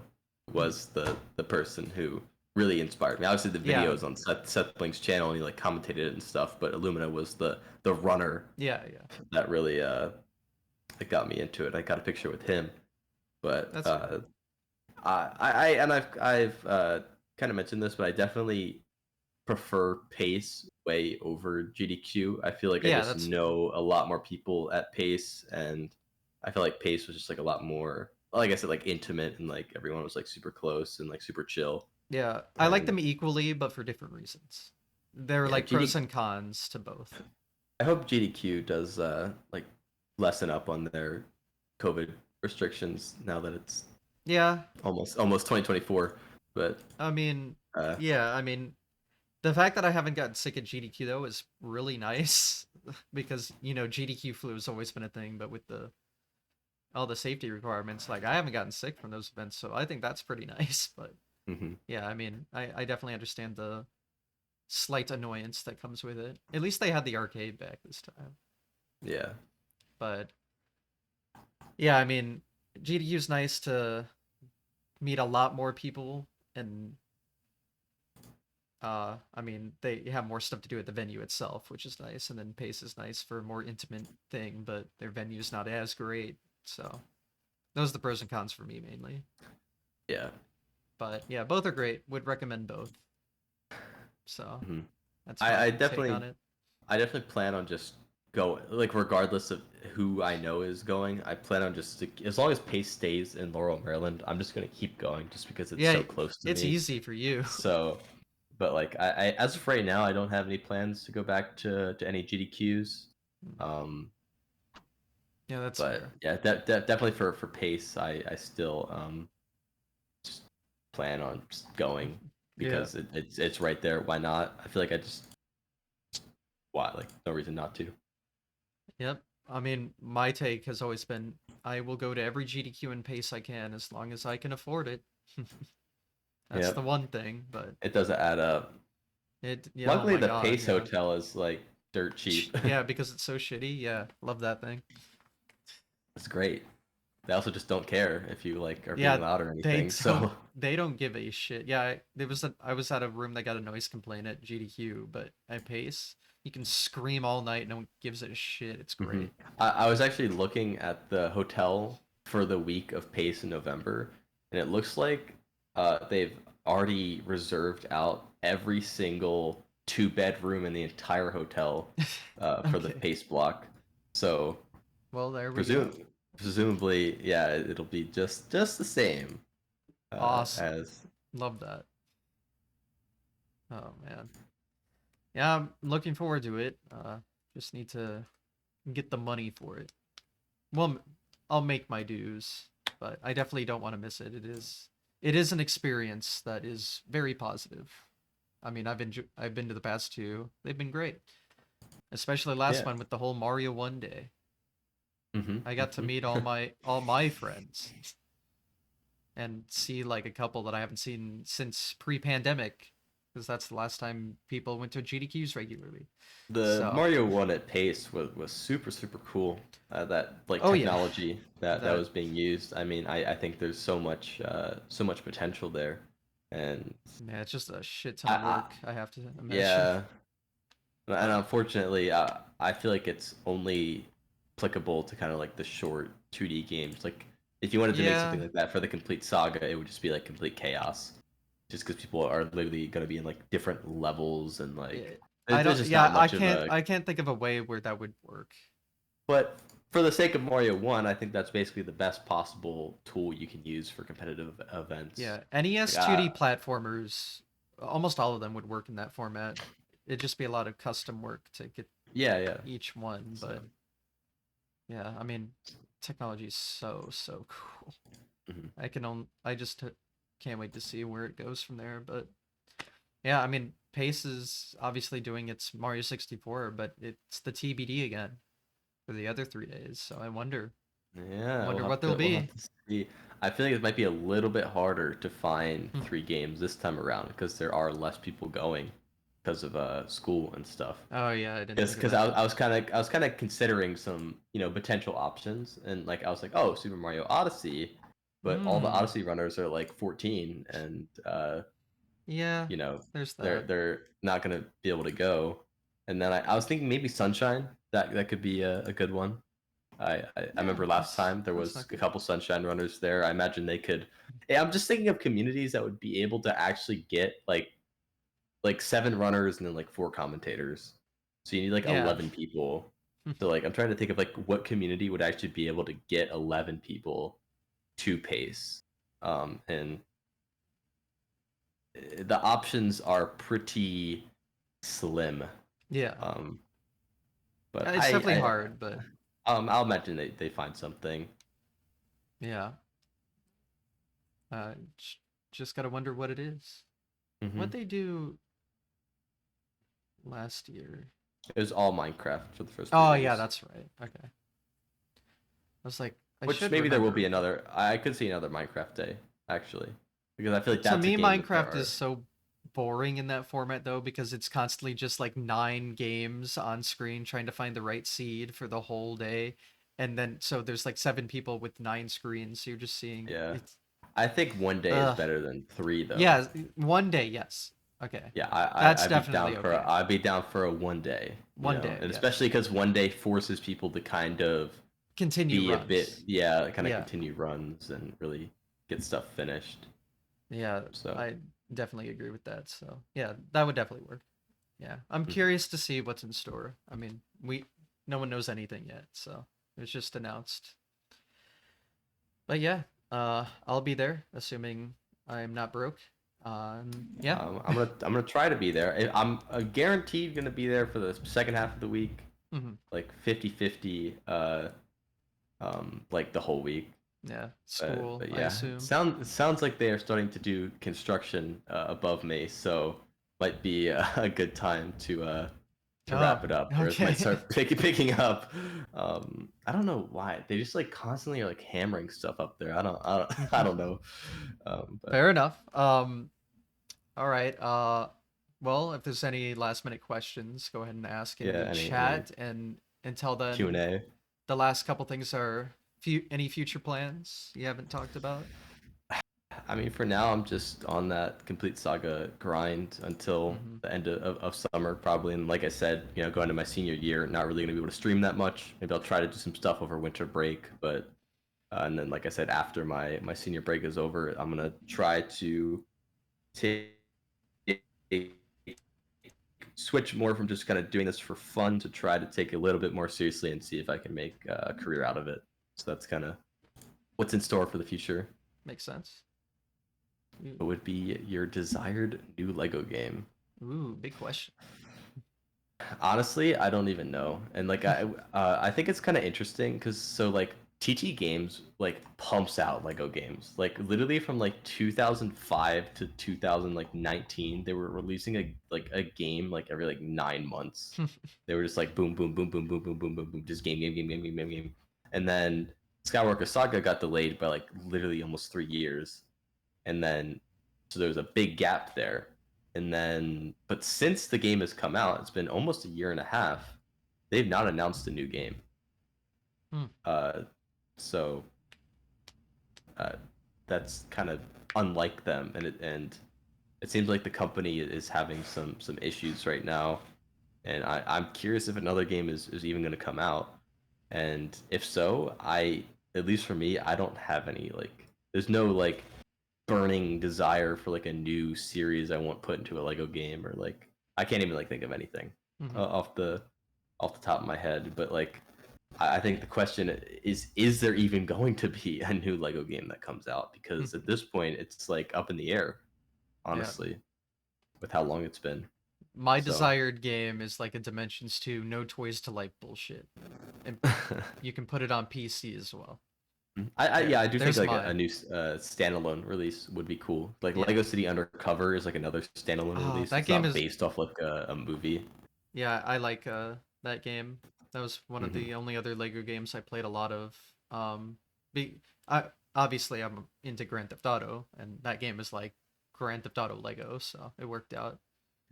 Yeah. It was just like it. I love open world, so that was very And much like Skywalker that. Saga is a great open world game, so Yeah, fits right up your alley. But maybe. yeah, I'm not too into Star Wars though, but mm, I think if I were have to pick an answer, the thing I would most desire would probably be a new like independent title, not based off of a like an already existing movie.